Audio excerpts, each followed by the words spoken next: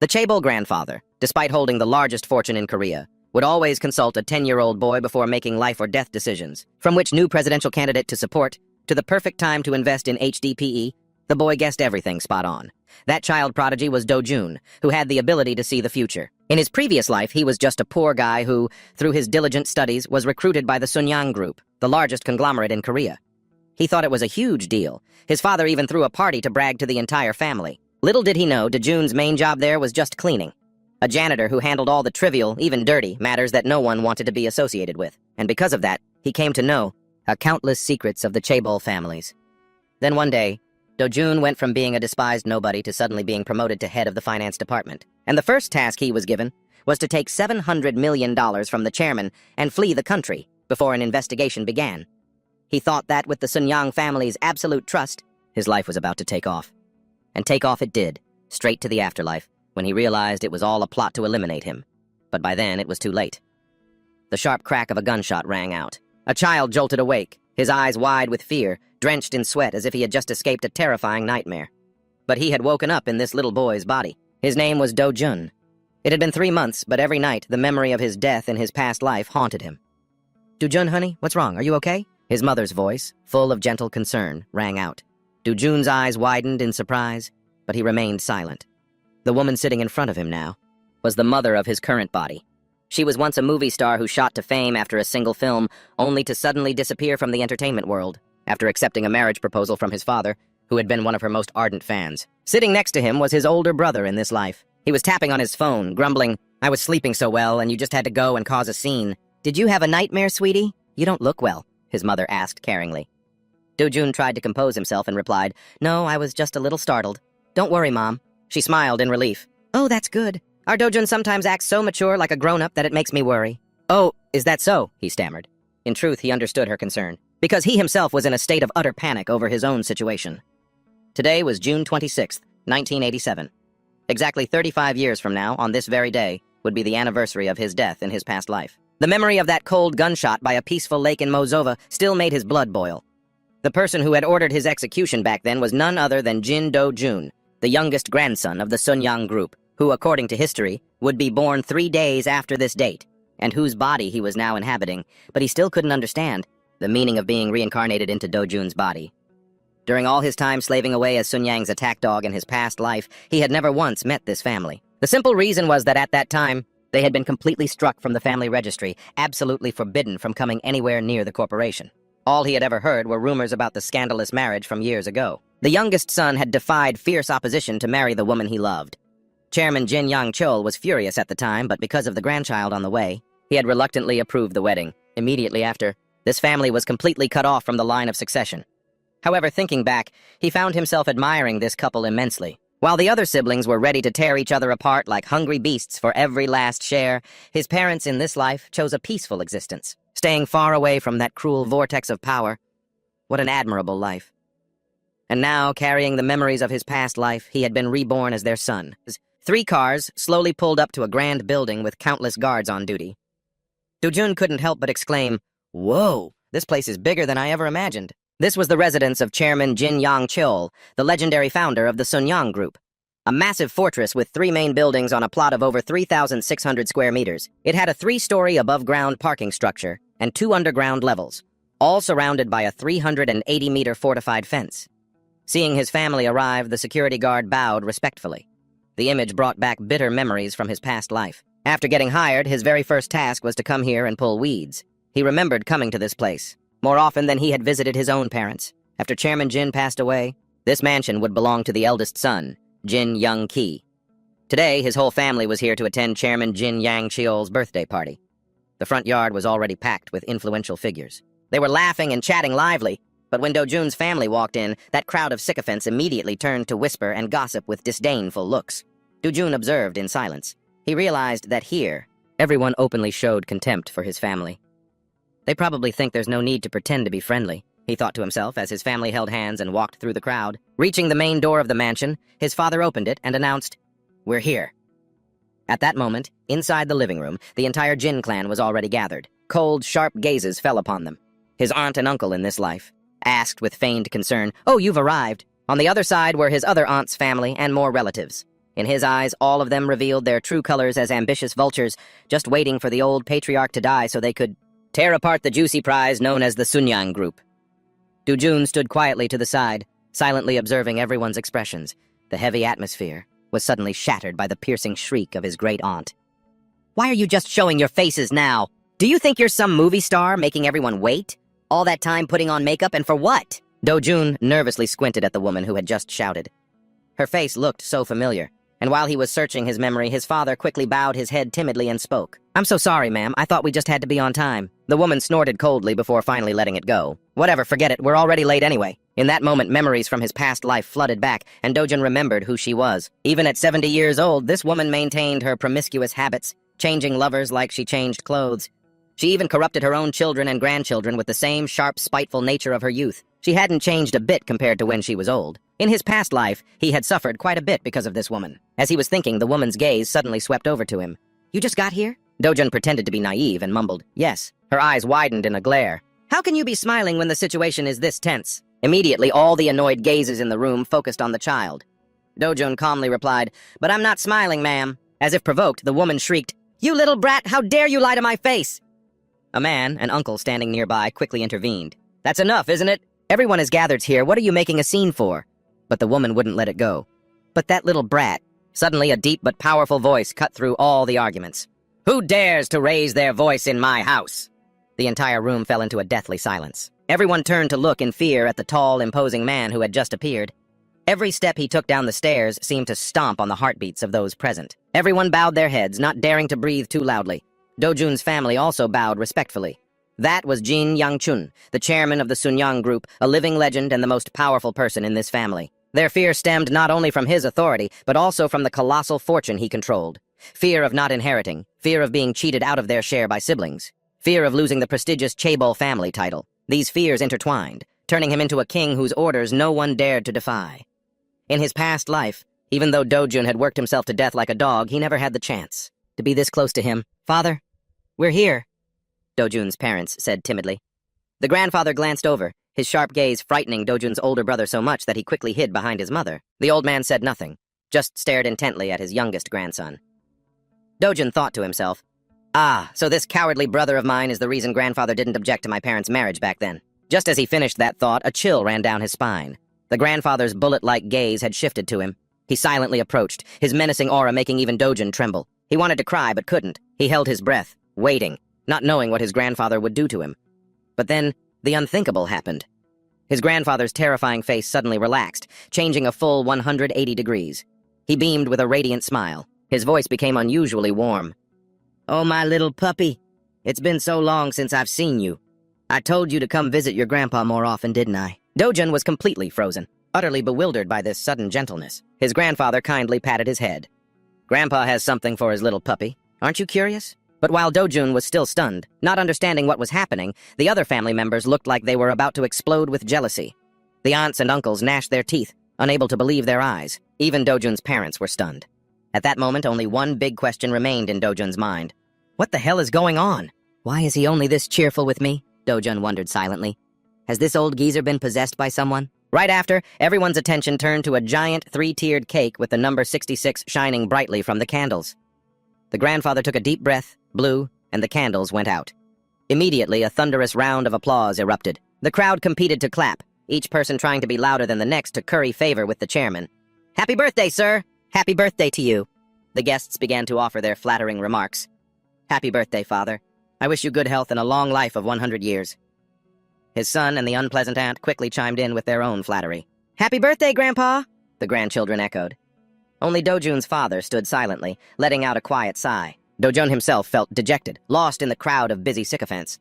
As he was wondering what to do, his ears suddenly caught an order. "Sister-in-law, bring more food over here." Dojun glanced over and saw his mother struggling to carry a heavy tray, which looked like it held wine and glasses. Despite being ordered around like a servant, his mother still wore a gentle, resigned smile. The unpleasant aunt, feeling emboldened, said arrogantly, "Youngest sister-in-law, put the drinks in some ice to cool them down, will you?" Another aunt also joined in, bullying her. "Sister-in-law, clear away these unused bowls." Dojun's mother was spinning around like a top, her hands and feet never resting, but her sisters-in-law wouldn't let up. Hey, can't you be any faster? Can't you see everyone is waiting? After scolding her, they turned back to laughing, talking, eating, and drinking as if nothing had happened. Witnessing this, Dojun trembled with anger. There were at least 10 servers standing around, and yet, his mother still had to carry things and serve them. He was furious, but powerless. The memory of that morning flooded back when his mother had gently buttoned his shirt, her warm hand lightly touching his cheek as she praised him. "My son is so handsome." Even though he wasn't fully used to living in this body, it was that warm, motherly love that helped Dojun adapt quickly. Just as he was immersed in that warm memory, the shrill voices of the aunts rang out again, shattering the atmosphere. "Sister-in-law, what are you doing? Now that you've brought the food out, hurry up and go wash the dishes." Even Dojun's mother was stunned, but being powerless, she could only nod and obey. Dojun clenched his fists, trying to hold back his anger. "It's all right. I swear the day will come when I make everyone treat Mom with the respect she deserves." He turned to look away. Over there, the crowd was laughing and chatting happily around his grandfather. He was standing in the middle with a glass of wine in his hand. Everything had come to this. All because of grandfather's coldness toward my parents, Dojun thought to himself. The image of his grandfather showing him the gift earlier flashed in his mind. "So, I prepared this gift just as I promised. Do you like it?"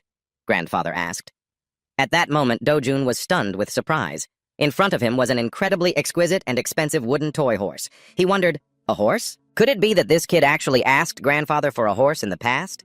The noteworthy thing is, that tyrannical, cruel grandfather was smiling gently at him. This unexpectedly kind attitude made Dojun suspicious.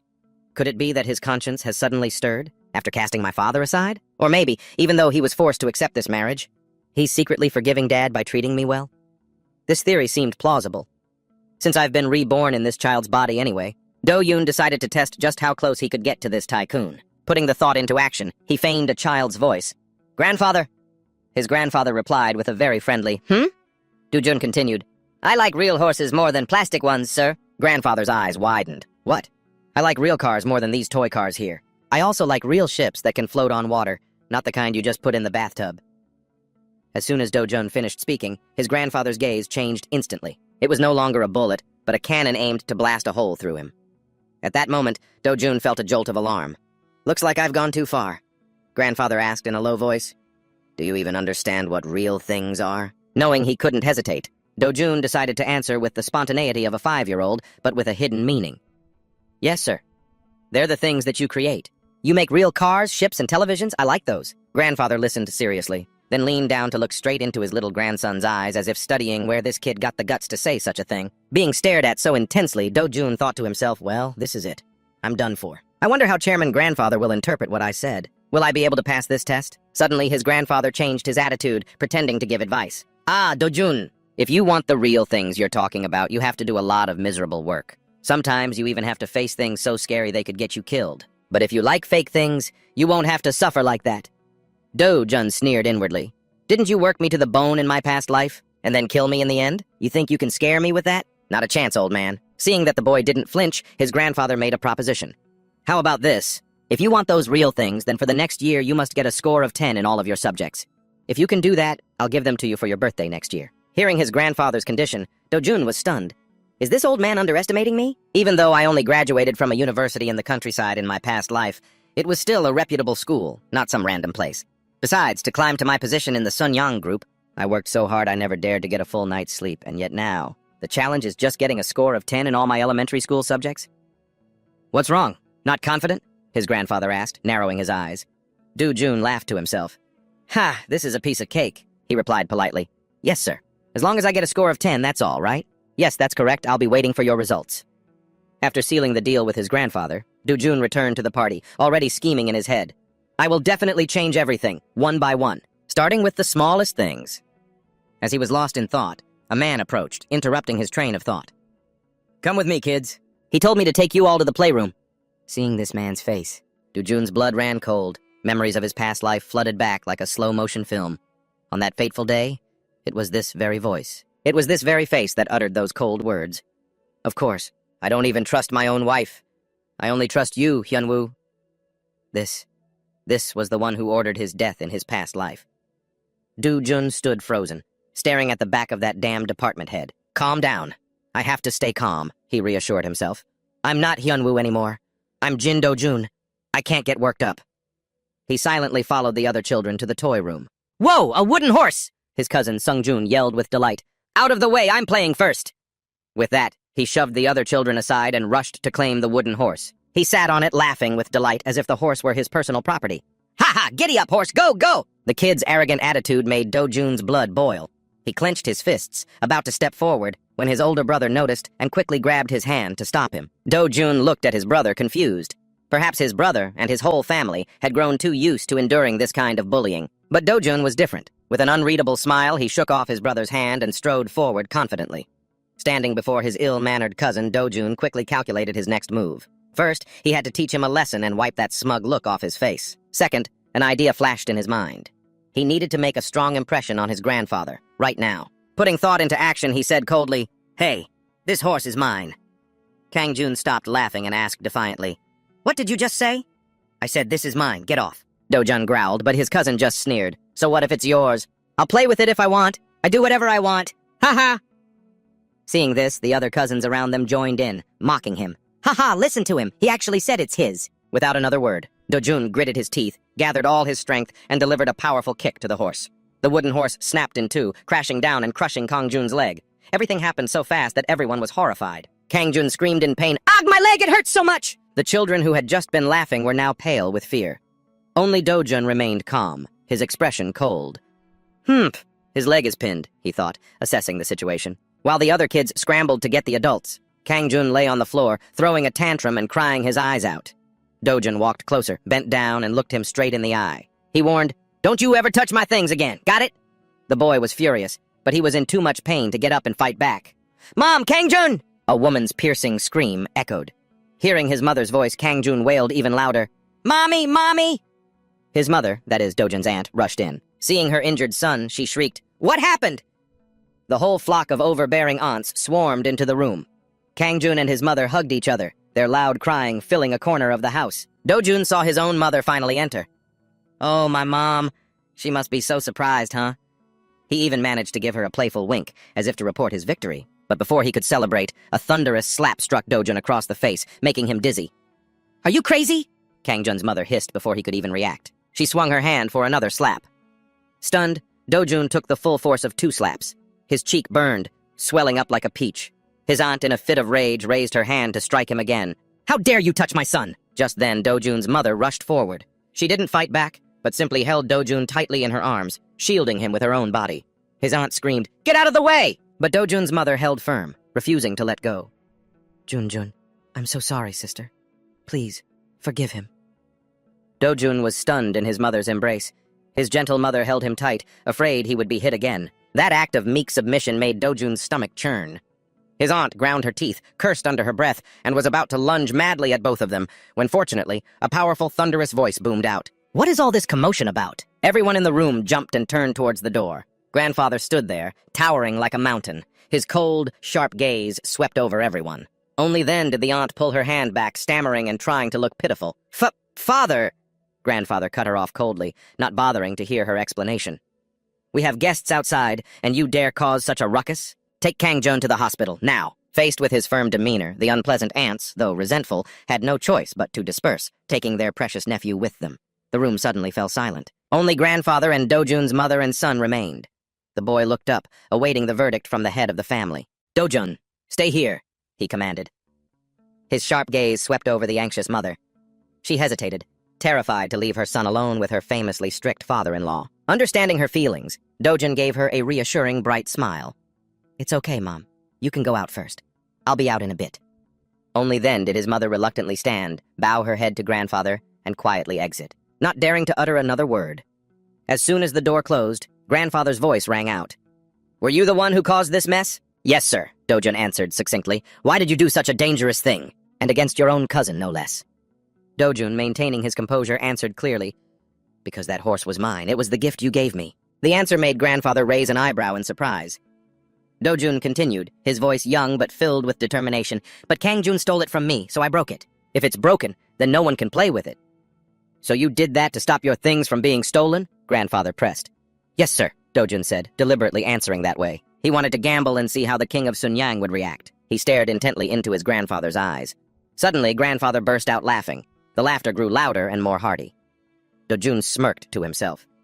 He knew very well that Chairman Jin Yang-chul had no need for weak grandchildren. What he liked was the instinct of a predator, the necessary cruelty of a king, who was determined not to let anyone take even a single inch of his land. This was the essential quality for survival. In this world where the big fish eat the small fish, after his laugh subsided, Grandfather's expression turned serious again. Even if you didn't intend to harm him, your actions caused your cousin to get hurt. You must be punished. Dojun bowed his head obediently. Yes, sir. Grandfather turned and ordered, Follow me. Dojun trudged along behind him, head bowed, feigning remorse, but inwardly he was celebrating. When the door to the room Grandfather led him to opened, Dojun almost couldn't hold back a gasp of astonishment. Before him was a vast, overwhelming space with a long meeting table, around which sat many influential figures, all seated formally. Dojun let out a sharp breath, unable to believe his eyes. Although the official headquarters of the Sunyang Group was on the 27th floor, this place, right here in the residence, was the true sanctuary where all the life and death decisions of the empire were made. Only the key CEOs of subsidiary companies and the most powerful figures were ever allowed to set foot here. Grandfather walked in majestically and sat down in the chairman's seat at the head of the table. Dojun remembered his past life. For over 15 years he had slaved away for Sunyang, entering and leaving this residence countless times, but he had never once been allowed to cross this threshold, this room. And yet, in this life, you managed to do it today. But in the middle of the solemn meeting room, Dojun was being punished, kneeling in a corner by the bookshelf. However, this punishment turned into a perfect opportunity for him to observe as he glanced around. Seeing his eldest uncle and his son sitting in the front row, he realized that spot should have belonged to his father. But now, Jin Sungjun, his eldest uncle's son, was sitting there smugly. Even though he was only 20 years old, it seemed like that kid had already been tacitly designated as the heir. The meeting began, and the atmosphere grew tense. Grandfather broke the silence. Everyone tell me, how should we handle this? A director cautiously replied, Chairman, you know that old man knows how to be yielding. Even though he's at the end of his term, he probably won't be overthrown easily. Are you saying this family is afraid of nothing? Grandfather asked again, his voice full of sarcasm. Afraid of nothing? Does that mean they're a powerful family? The director stammered. Grandfather immediately added, that power has long been considered strong. I heard the government is planning to bring in the military, is that right? Yes, sir, that is correct. Hearing the word military, Grandfather fell into deep thought. The entire meeting room began to whisper. Sitting in a corner, Dojun connected the dots. End of term, suppression, the military. He quickly realized this was no longer a simple matter of business, but an issue of the nation's fate. Someone else in the room spoke up, full of concern. We have to consider another option. Right now, large crowds have gathered to protest all over the country. If the military joins in the suppression, the number of dissidents could multiply. In contrast to the anxiety of his subordinates, Grandfather remained calm, sharply analyzing. The protesters are standing at the tip of a spear, and yet they don't know fear. The flames of public indignation are burning fiercely. Only if we know how to extinguish them will they learn fear. The military's involvement is like adding fuel to the fire. Even the current administration doesn't understand this simple principle. The sound of a fist slamming on the table shook the room, making the already heavy atmosphere even more suffocating. Grandfather Jin Yang-cheol glared, veins bulging on his neck as he yelled at those sitting around him. So what? Are you all telling me that I should be worried? And protect myself for when the government collapses? Do you really think the next president will be from the opposition party? A director, trembling and stammering, answered, Well, there is a possibility that might be the case, sir. The moment he finished speaking, Grandfather landed another earth-shattering blow on the table. The directors fell silent as mice. No one dared to utter a word. Grandfather, still not satisfied, continued to roar. A possibility? It's either a yes or a no. Do you think I have time to sit here and listen to your useless, ambiguous predictions? The whole room bowed their heads in unison. We apologize, Chairman. Grandfather brushed them off, his voice still full of hostility. I only need one answer. Which side should we choose? The vice chairman was suddenly called upon. Startled, the vice chairman flusteredly said, Yes, Chairman? Grandfather pointed straight at his face. You speak first. Who will it be? Sir? The vice chairman stammered. I think it's... Then fell silent, sweat pouring down his face. Both he and the eldest uncle's son sitting next to him hung their heads low. From his corner, Dojun squinted, observing. He immediately recognized this vice chairman. The man who had framed him in his past life was also the one who ordered his assassination. Just then, the man regained some composure, stood up and said seriously, Not only the current administration, but the successor is also facing difficulties. For the past 7 years, protests have erupted nationwide. I believe the situation will only get slightly more serious. Seeing someone finally speak up, the surrounding crowd immediately chimed in like a flock of ducks. I agree. I think so too. Those who didn't dare to chime in chose to remain silent with their heads bowed. Dojun silently shook his head in weary disgust. He knew very well that in just 3 days, the president would announce his resignation. For something this big, the Blue House surely already had a plan. Could the mighty Sunyang group really be completely in the dark? Do-jun realized this was the true face of the corporation in 1986. Instead of formulating a business strategy to respond to the changing times, they were only fixated on betting which side to back. Such a narrow-minded and short-sighted way of thinking. Do-jun had expected these genius minds to have more profound thoughts. Who would have guessed? At that moment, Grandfather lost his patience and waved his hand, ordering, "That's enough! All of you, get out! Go and gather accurate information for me!" The whole group, as if pardoned, hastily bowed and retreated. Do-jun sighed in disappointment. The high-level meeting turned out to be nothing more than a tragicomedy about choosing factions. But when the room was empty, Grandfather leisurely sat down and said in a low voice, "Grandson, come here." Do-jun tried to stand, but his legs were completely numb from kneeling for so long. "Damn it! My legs are so numb I can't even stand properly," he groaned inwardly, but still forced himself to walk steadily. Suddenly Grandfather spoke up, praising him. "Do-jun, my boy, you did well, to kneel for so long. And I didn't see you grimace or complain once. Even adults find it uncomfortable and have to keep shifting their position, yet your back remained perfectly straight." The truth was, Do-jun had been so engrossed in listening that he'd lost track of time. He hadn't expected to unintentionally score points with his grandfather. "But there's one thing I want to ask," Grandfather said, narrowing his eyes. "Why has your disposition been so different lately?" Do-jun froze for a few seconds. He quickly got into character, replying with an indignant look, "It's because I can't take it anymore, sir." "What?" Grandfather raised an eyebrow. "My parents are always enduring and letting others take advantage of them, so I had to do the same, but now I'm so angry I can't stand it anymore." As his grandfather spoke, Do-jun calculated that he needed to act this part out more deeply. If only he could squeeze out a tear right now, it would be a masterpiece. But before he could start crying, Do-jun was stunned. His grandfather stepped forward and unexpectedly pulled him into a hug. What the hell? Do-jun was bewildered. This reaction was completely outside his calculations. Could this cold-blooded tycoon actually be pitying his poor little grandson? With that, Do-jun decided to deliver the final blow and give his grandfather another shock. He looked up and said, "Grandpa, please become friends with all three of them." Surprised, his grandfather gently pushed Do-jun away and looked straight into his eyes. "What did you say? What do you mean, become friends with those three?" "The people you mentioned earlier, the presidential candidates?" His grandfather stared at his grandson, waiting for an explanation. Do-jun, feigning innocence, continued, "The president is the most powerful person in our country. When you don't know who's going to win, you should just befriend all of them. Any one of them has enough power to become president, right? What's there to lose by being friends with all of them?" After hearing that, his grandfather stood frozen like a stone statue. "Right, Grandpa?" Do-jun asked again. This time, his grandfather burst out laughing, his smile stretching from ear to ear. "Of course, you're right. The more friends, the better, right?" He laughed heartily, extremely pleased, his eyes shining with utter satisfaction. Do-jun sighed in relief internally. "All right, the plan's a success. That's enough for today." He told the boy to go outside and to call Sung-jun to see him. Do-jun hastily agreed and turned to leave. Watching his grandson's small back disappear behind the door, the grandfather was lost in thought. Do-jun flashed a triumphant smile. He had tricked the most cunning old fox in all of South Korea. Immediately after, the grandfather picked up the phone and called a mysterious figure. His voice became cold and sharp. "From now on, keep an eye on all three of them." The person on the other end of the line hesitated. "You mean all three candidates, sir?" "That's right, including the VIP, and don't forget to tell them that Sunyang wants to help them resolve the current messy political situation." After his subordinate had acknowledged the order, the grandfather hung up. He leaned back in his chair, secretly pleased. He never expected his 10-year-old grandson could come up with such a brilliant move. Just then, a knock on the door interrupted his train of thought. Sung-jun entered timidly and asked, "Chairman, did you call for me?" The grandfather replied in an unusually gentle tone, "I've always been your grandfather." Sung-jun breathed a sigh of relief. "Ah, yes, Grandpa." The grandfather slowly continued, "You only sat and listened today, but surely you must have had your own thoughts, right?" "Yes, sir." Sung-jun, with a somewhat naive confidence, quickly replied, "Yes, the wave of protests is high right now, but I think that since the president has mobilized both the police and the military, the situation will surely be suppressed soon." "So, you're saying you want me to support strengthening the current administration?"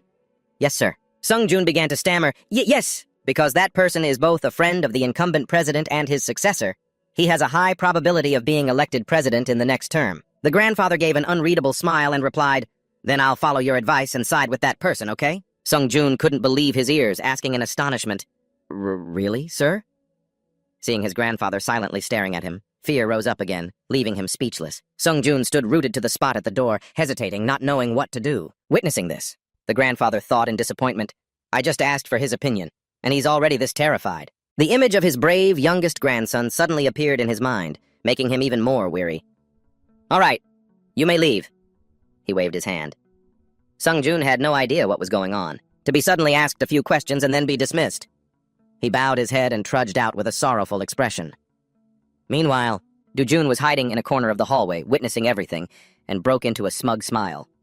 The grandfather wearily leaned back in the chairman's chair and let out a long sigh. Why did it have to be the youngest grandson? That kind of shrewdness should have belonged to the main heir.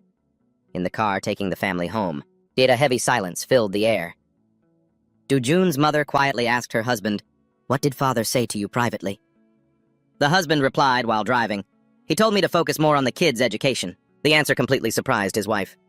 Just then, the father looked at Do-jun through the rearview mirror, his voice lowering. Do-jun, yes, Dad? I'm not going to scold you for what you did at Grandpa's house, because you've already been punished by kneeling. I'm sorry, Dad, Do-jun mumbled. The father maintained his gentle tone. It's okay. It's good that you know you were wrong. A little while ago, Grandpa told me that he's going to hire a private tutor for you two. Hearing the word tutor, his older brother, as if struck by lightning, shrieked, What? A tutor? The father gently reassured him. If Sung-jun doesn't want to, you don't have to study. Then he turned to ask his youngest son, And what about you, Do-jun? Do-jun thought to himself, At this point, what more can I learn from textbooks? I could probably even teach the tutor a thing or two. But he knew very well that he couldn't go against his grandfather's wishes right now. I will study, sir, Do-jun answered firmly. His father said with concern, If you don't want to, it's okay, you know. No, sir, I really want to study. The boy affirmed his decision resolutely. All right, if you want to, then Dad will tell grandfather. After speaking, his father stared pensively out the window, lost in thought. Just then, his older brother, Sang-jun, nudged Do-jun's arm. He whispered with praise, You did great today. When Do-jun looked confused, his brother continued, Today, you made that brat Kang-jun cry his eyes out. Nice job! With that, Sang-jun also smiled slyly and looked out the window. Do-jun looked at his older brother and shook his head in exasperation. This kid really holds a lot of grudges. June 29th, 1987. On the radio, the president's clear voice rang out. My fellow countrymen, in a time when our nation is facing the threats of deep division. Do-jun sat in the car, leisurely sipping a banana milk box while listening to the historic speech. This was the famous June 29th declaration. It paved the way for the direct presidential election that would take place this coming September. From this moment on, the power race of a new era had officially begun. The young boy sipped his milk while pondering, I wonder how Chairman Jin will handle this political situation now. The car rolled to a stop in front of the house gate. Do-jun stepped out, hands in his pockets, and strolled inside.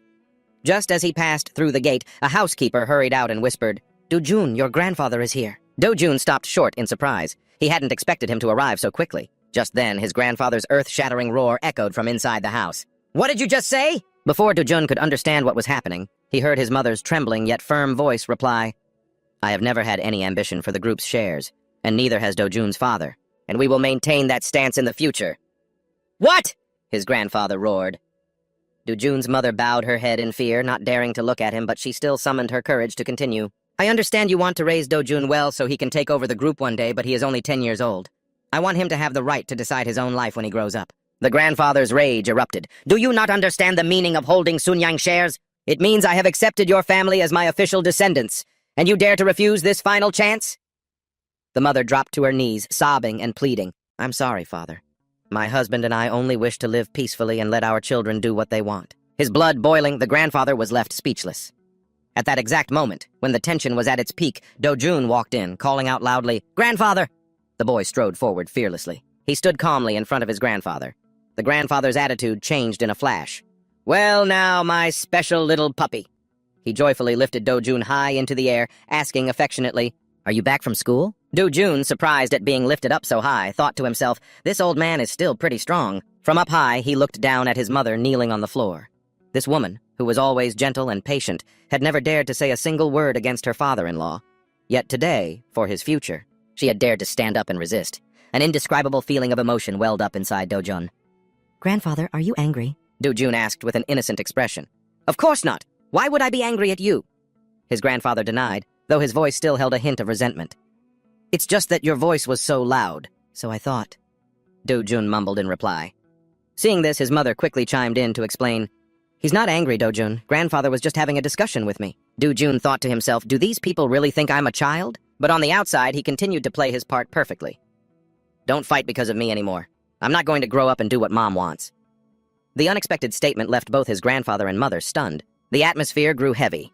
Upon hearing this, the grandfather's face suddenly showed clear displeasure, but Do-jun smirked inwardly. Well, well.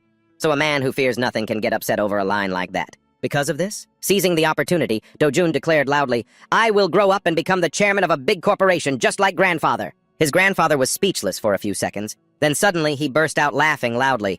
"Ha ha ha ha ha!" His hearty laughter echoed throughout the room, his smile stretching from ear to ear. "Ha ha!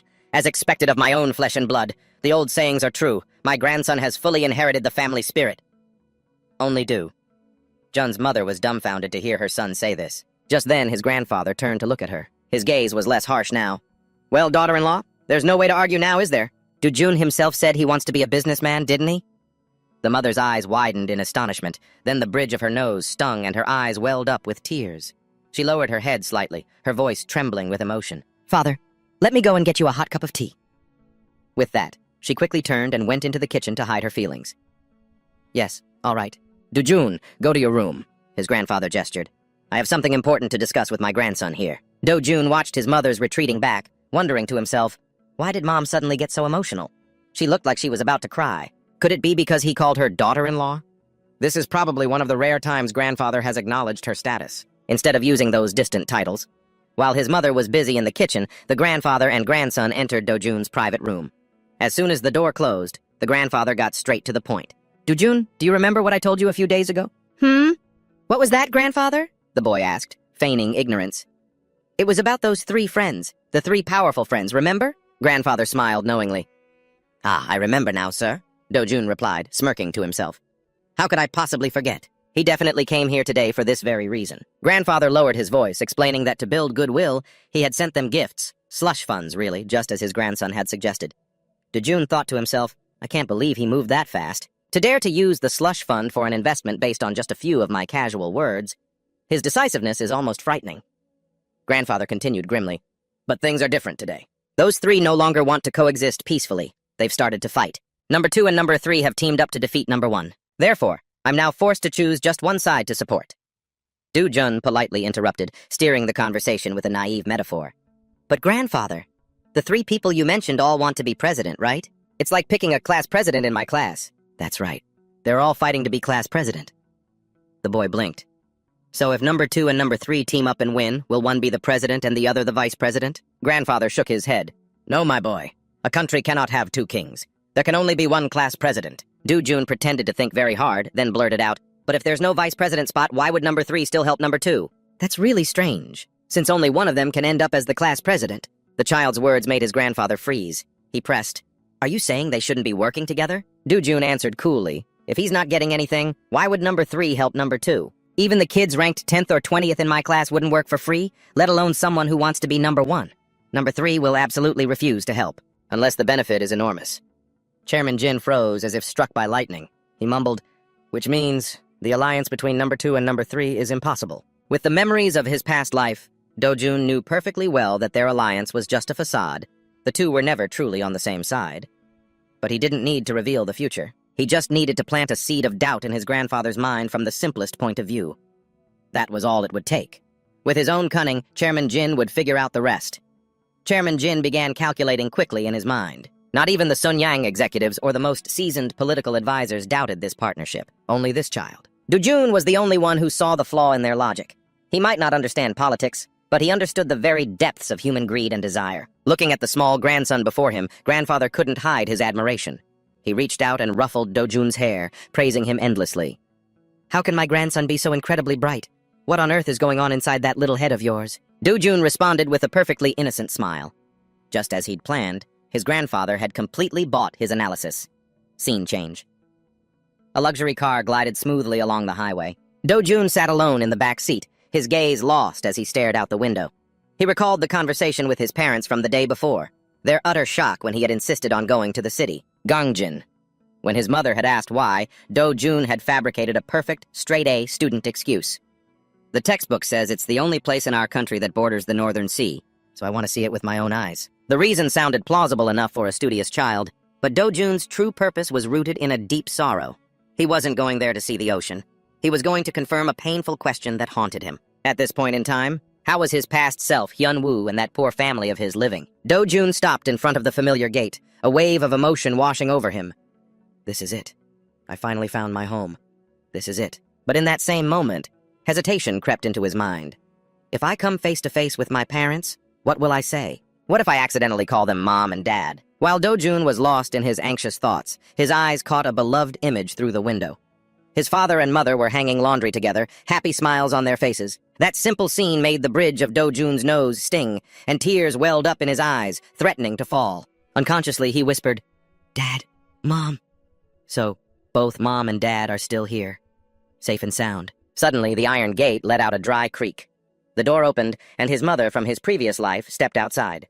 She saw a strange boy standing there, hesitating. She asked kindly, "Are you okay, little one?" Do-jun had to bite his lip hard to hold back a sob. The mother he had missed day and night was standing right in front of him, but she was looking at him like a complete stranger. Just then, his father came out too, asking his wife worriedly, "What is it, dear?" His mother turned back and said, "There's a little boy crying in front of our house." His father, with that same kind look, crouched down to ask Do-jun, "Is that right? Did you forget your way home, little guy?" Do-jun quickly wiped his tears and replied, "No, sir. I'm looking for my friend's house." "Your friend?" the father asked, surprised. "Yes, sir. My friend, Hyun-woo." Hearing that name, both husband and wife looked at each other in confusion. "Hyun-woo?" the father wondered aloud. "There's no kid named Hyun-woo around here, is there?" The mother thought patiently for a moment, then said, "Maybe I'll ask our Hyunji if she has a friend named Hyun-woo at her school." Do-jun was stunned, his heart pounding. Hyunji? It couldn't be. He quickly asked, "Excuse me, who is Hyunji?" The mother answered casually, "Hyunji is our daughter." A cold chill ran down Do-jun's spine. In the memories of his past life, his family never had anyone named Hyunji, and worse, his parents had absolutely no idea who Hyun-woo was. Could it be that the person named Hyun-woo had been completely erased from this world? The scene shifts to the imposing office of Chairman Jin Young-chul. On his desk lies the latest newspaper, reporting on the new president of the Republic of Korea. Chairman Jin sits, deep in thought. His eyes were glued to the massive headline, just as he'd thought. His grandson, Do-jun, had been exactly right. A few months ago, before the current administration conceded, all the major chaebols were rushing to curry favor with the two Kims, Kim Young-sam and Kim Dae-jung. No one doubted their chances of winning, but luckily, he had followed Do-jun's advice and given the biggest gift to the party in power. As for the two Kims, he only sent them some spare change just for show. A smug smile spread across Chairman Jin's face. He never imagined a child's foresight could help the conglomerate secure its position so spectacularly. In his private room, Do-jun was also placing the exact same newspaper on his desk. So far, the flow of history was proceeding exactly as he knew it. But the appearance of a little girl named Hyunji replacing Hyun-woo had set off alarm bells. It meant the future was no longer set in stone. It could change without any warning. Perhaps the butterfly effect had already begun, right from the moment Chairman Jin believed his words. Do-jun pondered deeply. A changing future meant that his ultimate weapon of foresight would gradually become useless. He had to act quickly. From now until he turned 20, he absolutely had to accumulate massive capital to take over the Sunyang Group. Because in 15 years, Chairman Jin Young-chul would become gravely ill, confined to his deathbed. Before that happened, Do-jun had to acquire as many shares as possible to transfer to his father. This would be the spark that ignites the war between his father and his eldest uncle, Jin Young-ki. And most importantly, there was the catastrophic car accident when he was 20 years old. He had to prevent Jin Do-jun's death. In his previous life as Hyun-woo, the Jin family's fixer, he remembered that his current family had all died in that accident. But ironically, because this family had been ostracized and forgotten back then, he had never bothered to look into the details. Now, he regretted that oversight immensely. The immediate plan was to avoid that fated death at all costs. He wondered, if he intervened to help Jin Young-chul live a little longer, would the future change for the better? He was lost in thought while changing his clothes when a knock on the door interrupted him. It was his mother in this life. She smiled gently. "It's time to go, sweetie." Do-jun put on an obedient smile. "Yes, Mom." He knew that no matter how hard he thought about it, he couldn't figure out all the unknowns right now, except for one thing. Every day he was living under tight surveillance in the Sunyang Group's skyscraper. As always, he was greeted by his grandfather's radiant, doting face. "My little puppy, you're here!" Do-jun immediately rushed towards him, throwing his arms around him and pretending to exclaim with joy, "Grandpa!" But inwardly, he cursed. No matter how much I practice, I can't get used to this brown-nosing, but what choice do I have? If I want to survive, I have to put on a convincing act for this old man. This old fox. His grandfather waved him over, his tone uncharacteristically cheerful. Come here and sit down, kiddo. Do-jun obediently sat in the chair opposite him. He glanced around the vast, luxurious office. It was just the two of them, no secretary, no supervisors. No, he must want to talk to me privately, Do-jun thought. Which makes sense. All morning, his grandfather had been on edge, but as soon as the election results came in, he was ecstatic. His political gamble had paid off spectacularly. Looking at his grandfather's gentle, kind smile, a sight rarely seen on the face of the iron-willed chairman, Do-jun feigned innocence and asked, "Grandpa, is there a special reason you're so happy today?" His grandfather was startled, as if snapping out of a triumphant reverie. The president's voice from the phone call was still ringing in his ears. "I will never forget what I owe you, Chairman Jin." "Thank you, Mr. President." His grandfather beamed with self-satisfaction as he looked at his little grandson. "Just having you visit is enough to make me happy. I'll treat you to all your favorite foods and get you any toy you want." Do-jun blinked, feigning surprise. "Oh, you already heard about my test scores?" Seeing his grandfather's blank expression, Do-jun knew perfectly well he had completely forgotten his promise to buy him a gift for getting good grades. The old man's mind was completely occupied by the political gambit Do-jun himself had suggested, a gambit that would secure the Sunyang Group's power for the next 5 years. Still, he kept up the act of the obedient grandson. "Yes, sir, I got a perfect score in every subject." "You did?" his grandfather asked, surprised. "A perfect score in everything?" "Yes, I was the only one in my class to get a perfect score in every single subject," Do-jun replied proudly. This time, his grandfather burst out laughing, but then he put on a regretful look. "Oh dear, what to do? It's gotten so late. I don't have time to go buy that horse I promised you anymore." Do-jun smirked to himself. Who the hell wants that stupid horse anyway? I have to leverage this horse to get something much, much bigger. He put on a sympathetic face. "That's okay, Grandpa. I don't even know how to ride yet. Wait until after I take riding lessons during the winter semester." "You can get it for me then." "But Grandpa, if it wasn't for the promise about the horse, why did you ask me to come here?" His grandfather looked at Do-jun, his eyes twinkling with satisfaction. Thanks to Do-jun, his company would grow much stronger, and he would make a fortune. Seizing the moment, Do-jun made his move. "So that means you can buy me something even more expensive than a horse, right?" His grandfather rubbed his chin, thinking, "Of course.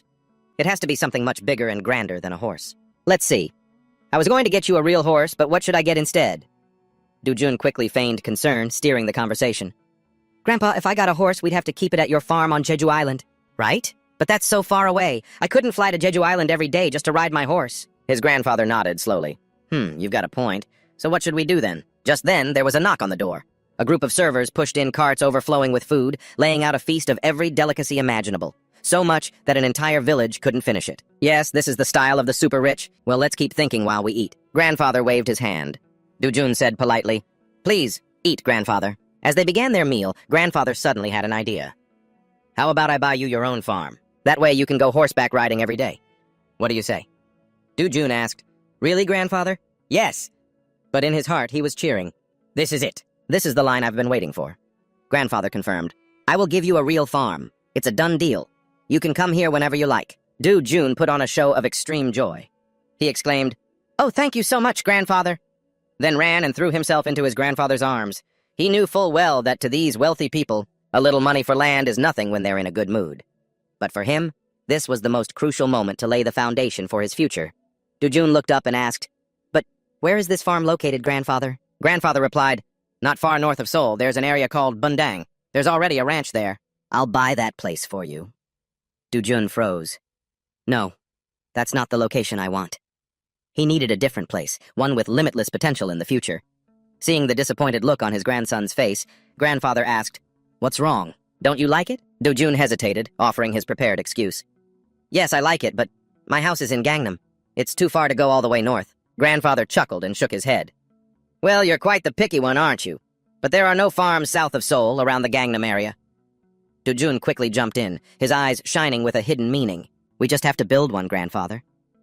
As a seasoned businessman who had spent his entire life in the corporate world, Grandfather was startled by that naive yet audacious statement. "What? Build a new one?" Then he threw his head back and let out a long, hearty laugh.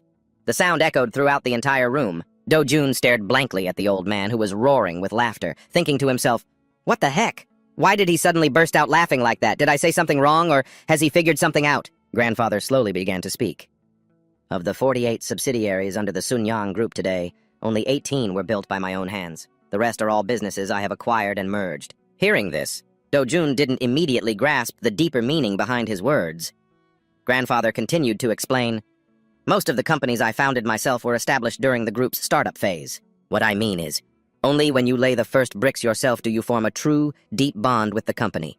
From that, a fierce desire is born. To nurture it and make it grow?" It was only then that it dawned on Do-jun. Could it be that this old fox interpreted my naive comment, "We just have to build one," in such a profound philosophical way? Surprisingly, Grandfather was extremely pleased. He placed a hand on Do-jun's shoulder with great care and trust. "I am very satisfied with your 'we just have to build one' mindset. Excellent. I will personally support your first steps." On the outside, Do-jun just nodded and said yes. But in his head, he still couldn't process the situation. Is he really going to teach me business by holding my hand like this? He thought to himself, is anyone out there? Grandfather suddenly called out in an authoritative voice. Immediately, he ordered a servant to bring a map of the Seoul and Gyeonggi area. Do-jun's heart leaped with joy. Bringing a map meant he was about to be gifted some land, right? Under the magnificent and expensive chandelier, the two of them waited. A few minutes later, the map was spread out on the dining table. Grandfather wanted to test how sharp his grandson's eye for people and opportunities was. He handed Do-jun a marker and gave him the task. "Go ahead and mark the place where you want to build your farm." Do-jun held the pen, his mind racing.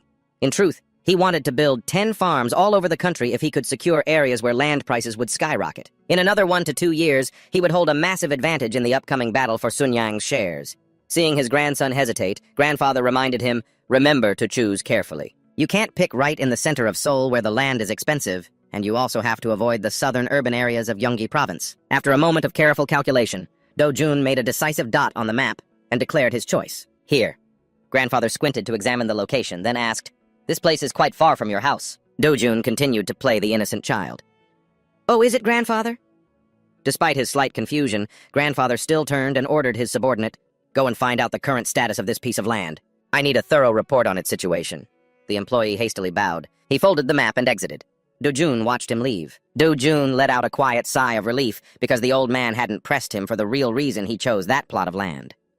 The room returned to its quiet state as the two continued to enjoy their meal. Do-jun tried his best to act obedient and polite to win his grandfather's favor.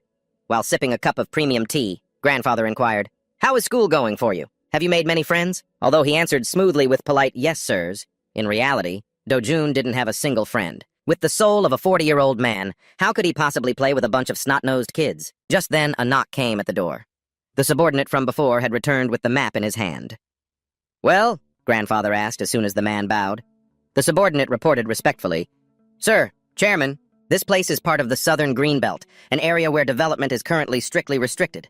It's just a rural area that grows nothing but cucumbers and melons. The transportation infrastructure is extremely inadequate, making it very difficult to get in and out.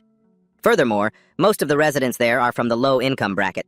Experts have assessed this area's development potential as extremely low." Hearing the report, the old man fell into deep thought.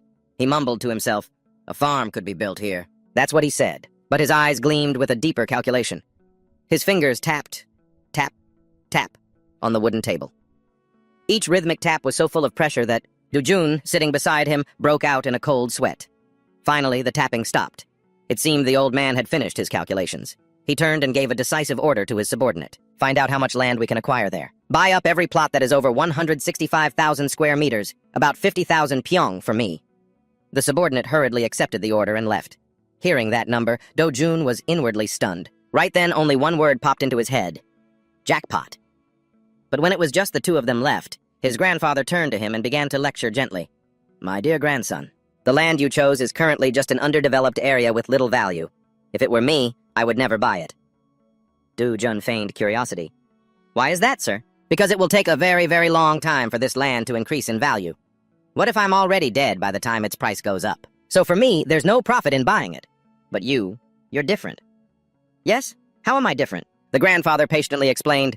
"Because in 20 or 30 years, this land could become an extremely valuable place. You still have plenty of time to wait and witness that change. So just consider it a little nest egg I'm giving you." Do-jun nodded his head eagerly like a chicken pecking at grain. "Yes, grandfather, I will take your teachings to heart." Outwardly, he spoke with such golden, dutiful words, but inside, Do-jun was smiling smugly to himself. Keep this land for 20 or 30 years, as if, he thought to himself, in just 2 more years, this place will be rezoned as the new Bundang metropolitan area. By then, I'll have over 165,000 square meters of prime real estate in the heart of the new city. Thinking about that prospect, Do-jun couldn't hide his glee, eating while savoring his imminent victory. In Chairman Jin's office, the air was thick with tension. Sitting smugly in his expensive chairman's chair, Chairman Jin looked down at his two children, who stood meekly before him. "You're saying you want my help with the election in Jongno?" he asked, his tone full of suspicion. His daughter, Seo-yoon, quickly spoke up. "Even though this is his first time running, if my husband wins a high office, it would be very beneficial for you and the corporation, father." However, his response to her hopeful words was a scornful smile. He declared coldly, "The assemblyman currently holding the seat in Jongno is already in my pocket. If I make a single call, he'd come running in the middle of the night. So you should be content with an assembly seat in Suwon. There are plenty of Sunyang power plants and contractors there. You'd win the election easily without having to spend a single cent on bribes." Hearing this, Seo-yoon dared to question him. "Are you saying you're too cheap to invest in my husband, father?" The chairman's anger flared. "Insolent girl. I already paved the way for him to become the head of the prosecutor's office. It was your husband who said he didn't want to be a national assemblyman." Son-in-law Choi could only bow his head and mumble, "I'm sorry, father." Seeing her husband being scolded, Seo-yoon rushed to his defense, her tone sharp. "Isn't my husband worthy? His family background is one of the best in Korea, father." Even without the Sunyang Group's name attached, he's more than capable of winning the election. He would be a top priority for any political party. Hearing this, the chairman let out a sarcastic laugh, a sound that cut into his son-in-law's pride like a knife.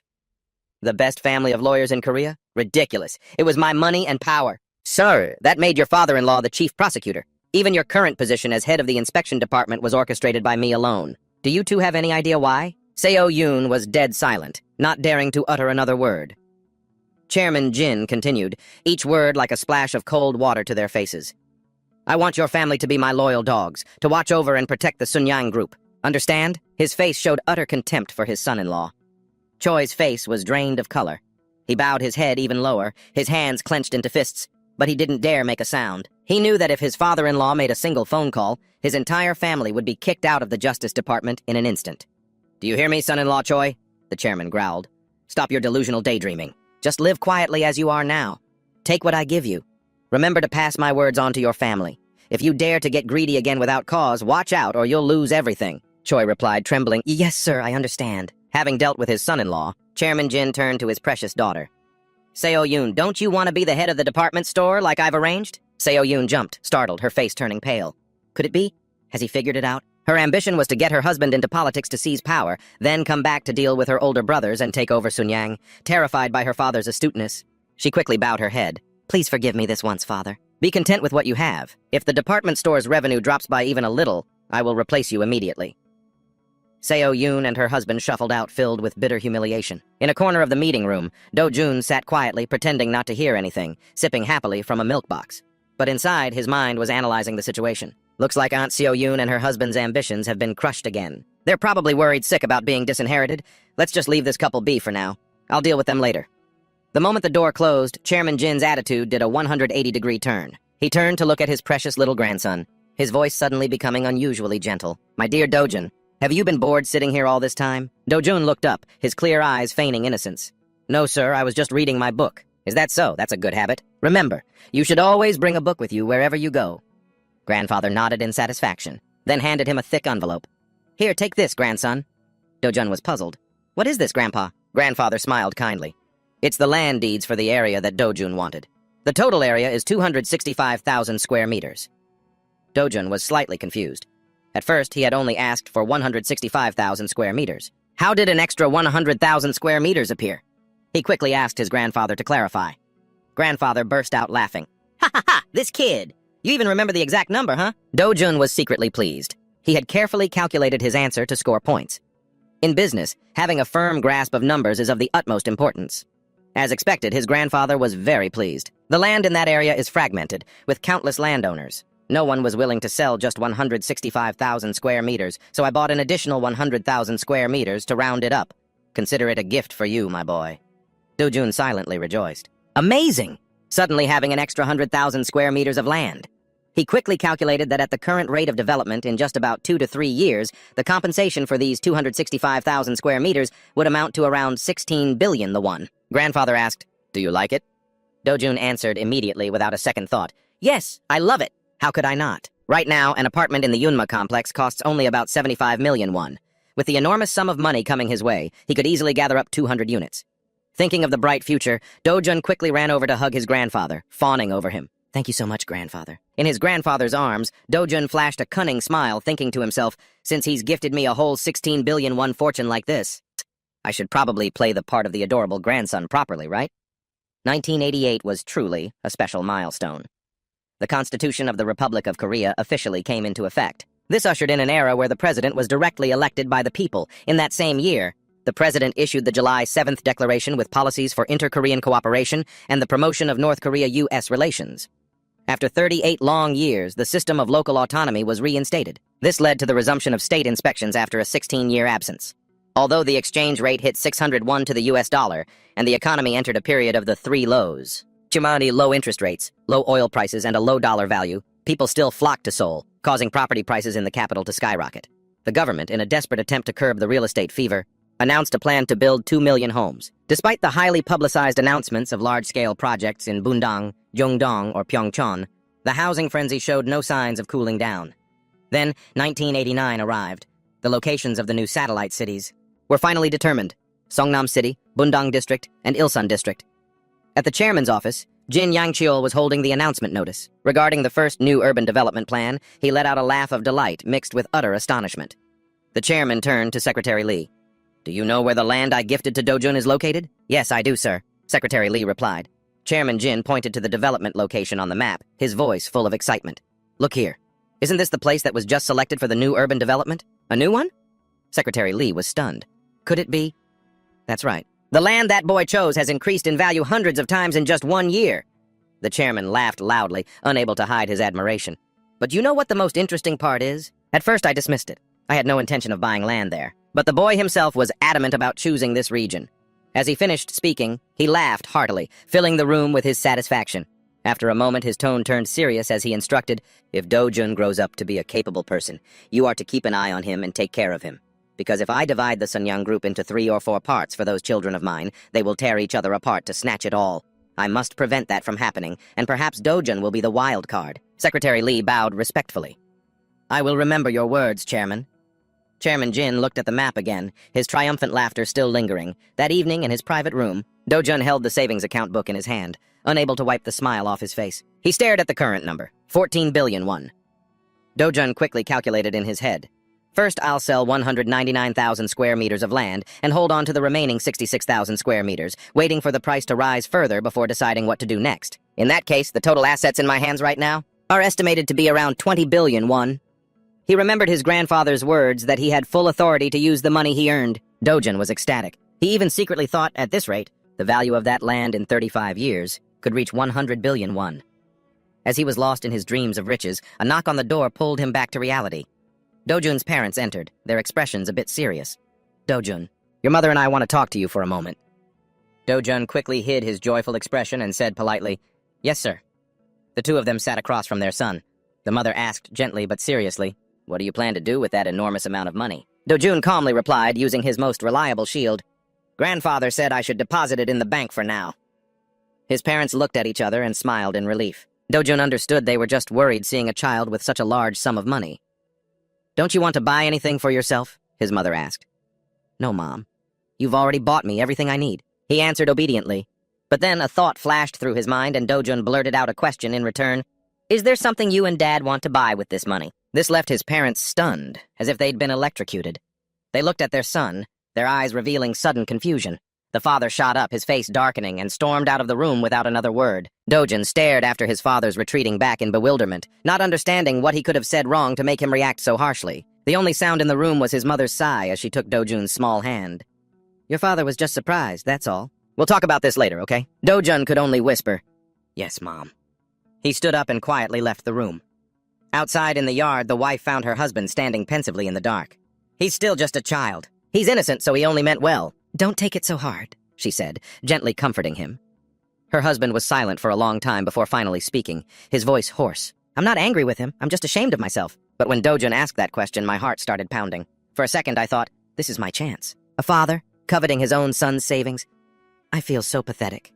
Hearing this, his wife smiled gently and took his hand. "It's only because it's such a huge amount of money, dear. Actually, I was just like you.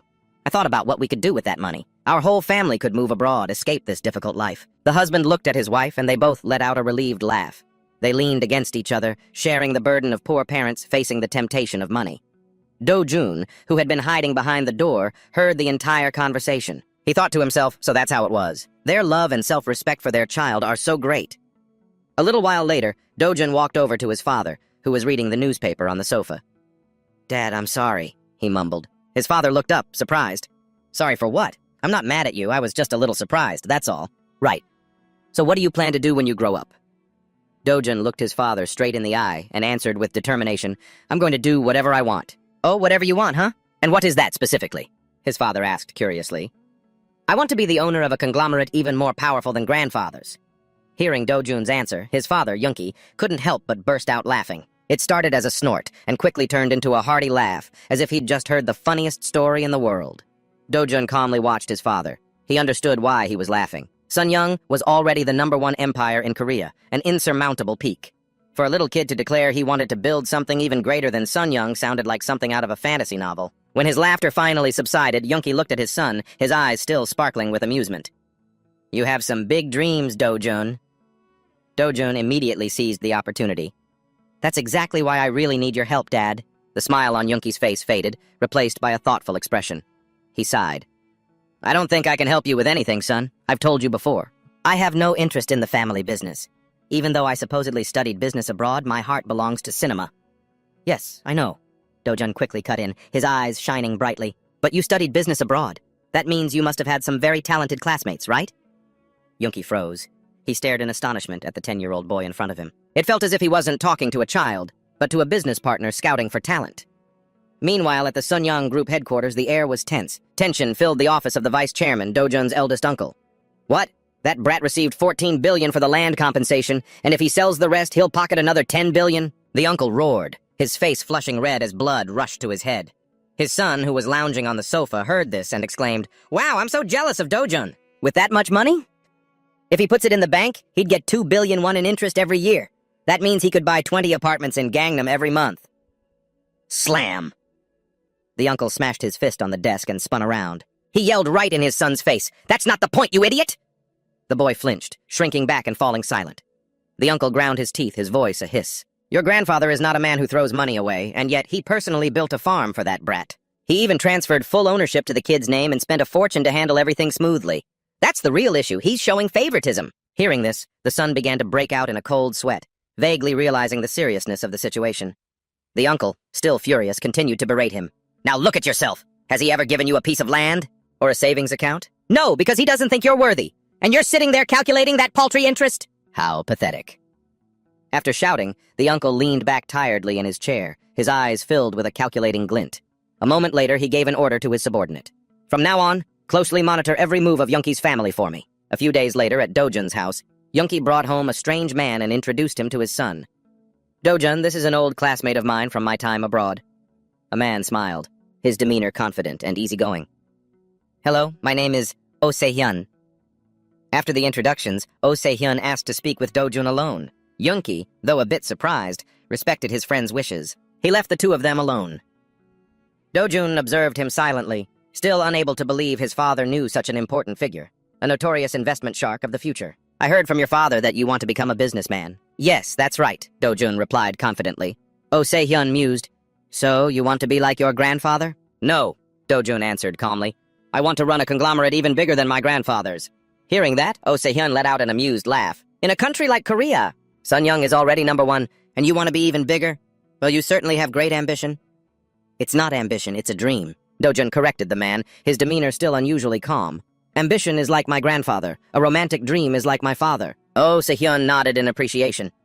Do-jun didn't beat around the bush any longer and asked a question of his own. "You're also the director of a large company, aren't you?" "Yes, a very large company, Oh Se-hyundai. But I'm a little different from your grandfather. My job is to help rich people get even richer. So I guess you're right. I do meet a lot of wealthy people, don't I?" "Then can you help my money grow, sir?" Do-jun got straight to the point.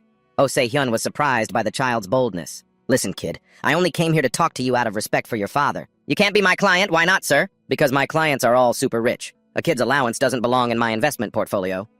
Do-jun looked Oh Se-hyun straight in the eye. His voice became serious without a trace of childishness. "Didn't my father tell you about the money I have, sir? Oh, Se-hyun froze. I currently have 14 billion won in cash in my account. If I sell the rest of my land, I'll have about another 10 billion. That's a total of 24 billion won. With this amount of money, am I qualified to be your client yet, sir? The room fell silent. Oh Se-hyun was speechless, the smile on his face frozen stiff. He was a financial expert. He understood the value of money. But the figure of 24 billion won coming from the mouth of a 10-year-old boy was beyond imagination. In his past life, it wasn't rare for the children of tycoons to possess large assets, but that was a story for the future. At this point in time, in the 80s, a child owning such a huge amount of cash was one of a kind.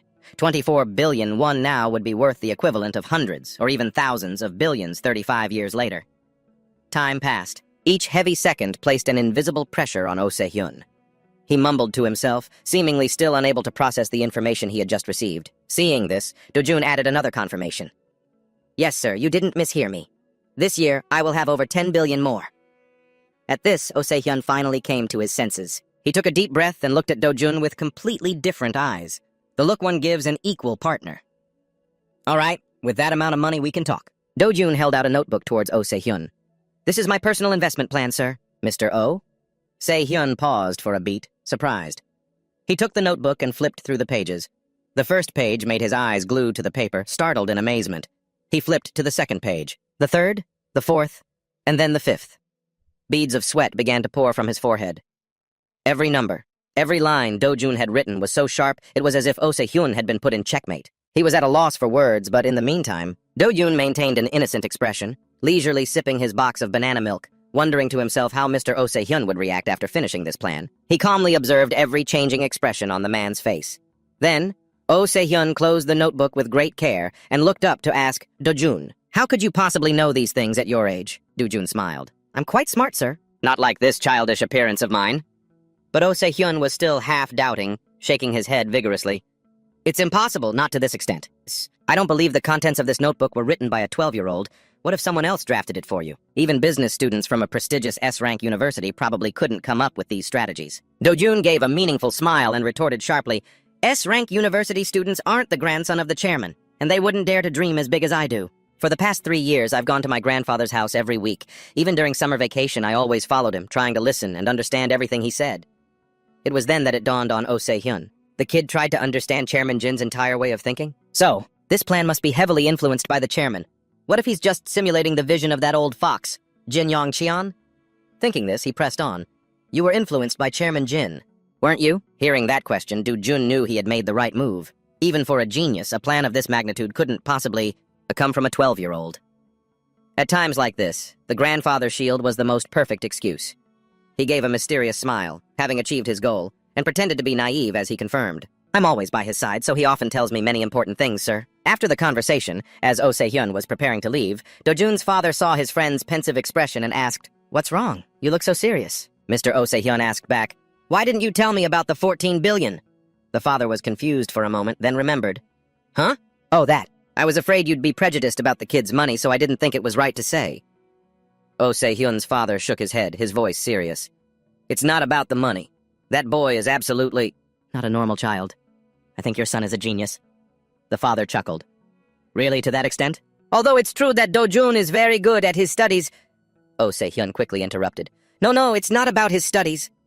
The two men looked at each other for a moment, neither saying anything more. Suddenly, Oh Se-hyun turned sharply and blurted out, Well, I have to go home and think about this more. I'm leaving. And with that, he walked straight out the gate, leaving the father standing there dumbfounded, wondering if Do-jun was really the genius his friend claimed. At that moment, Do-jun was standing by the window looking down. Seeing his father look up at him, he quickly put on a goofy smile and waved. Looking at that silly grin, the father thought, in what way could that kid possibly be a genius? A few days later, one evening at Do-jun's house, Oh Se-hyun was sitting across from the boy, confirming one last time. So what you mean is, since I'm the first one to receive this confidential information from my grandfather, I want you to follow this investment plan, right? Do-jun nodded firmly. The two were silent for a moment, both contemplating. Oh Se-hyun nodded in agreement. That's true. If it's an investment plan based on the vision of the chairman of Sunyang Group, then of course its value would be far beyond any ordinary plan. After speaking, he stood up. In that case, we can throw out this pile of basic investment guides. They're not necessary anymore. Do-jun thought to himself, to get a savvy man like him to listen to a kid, it seems borrowing Grandpa's authority was the only way. Oh Se-hyun continued, By the end of this year, we can establish an investment firm in the U.S. You will hold 100% of the shares. The capital will be held in the States until you want to withdraw it. Of course, you'll have to cover the company's operating costs from your own funds. Do-jun smiled, satisfied. Just do as I say, Uncle. Ah, there's one more thing I need your help with. Upon hearing this, Oh Se-hyun felt a chill run down his spine. Again? Just how much is this kid going to shock me this time? He looked at Do-jun's gentle, harmless smile, his heart filled with confusion. After their business was done, Oh Se-hyun hurried away. As he walked down the stairs, he let out a long sigh. Do-jun's father saw him and quickly asked, "Why the long sigh? Did Do-jun cause trouble again?" Oh Se-hyun clapped his friend on the shoulder and exclaimed with envy, "Damn, I'm jealous. You've raised such an incredible son." His father still had no idea what was going on. "Why are you suddenly saying that?" Mr. Oh Se-hyun leaned back on the sofa and recounted, "I just spoke with him. Do-jun agreed to use the money for investing, but the kid is only putting up 10 billion. The father asked in surprise, 10 billion? Wasn't it a total of 14 billion? So, what does he plan to do with the remaining 4 billion? Oh Se-hyun sighed softly and turned to the man across from him. Do-jun's father, you once said you wanted to start a film production company, right? If that company comes to life, you'll definitely be the #1 candidate for the CEO position. Do-jun's father's eyes widened in surprise before he could even ask a question. Oh Se-hyun smiled calmly and continued. Currently, the average production cost for a Korean movie is only about 150 million won. With this 4 billion won in capital, you can produce at least 10 motion pictures. Hearing such a huge number, Do-jun's father began to feel dizzy. Oh Se-hyun calmly added, this was Do-jun's calculation. If you raise more investment from outside, the number of films you can produce will increase many times over. You'll be free to express your artistic creativity. Finishing his story, Oh Se-hyun didn't hold back his praise. The boy is truly thoughtful. He knew that if he just gave you the cash directly, your pride would make you refuse. So he came up with the idea of starting a film company.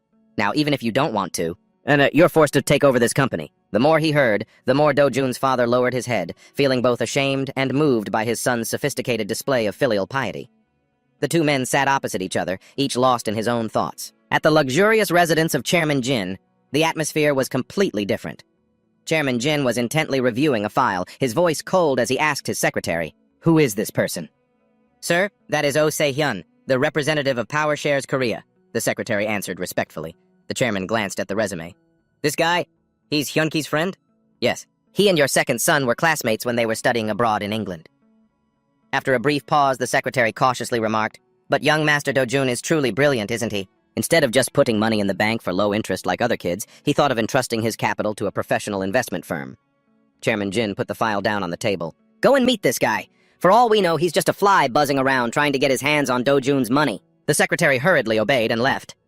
Alone, Chairman Jin began to contemplate his youngest grandson. He had thought the boy would be content with a quiet life. Who knew he would dare to take money for risky investments?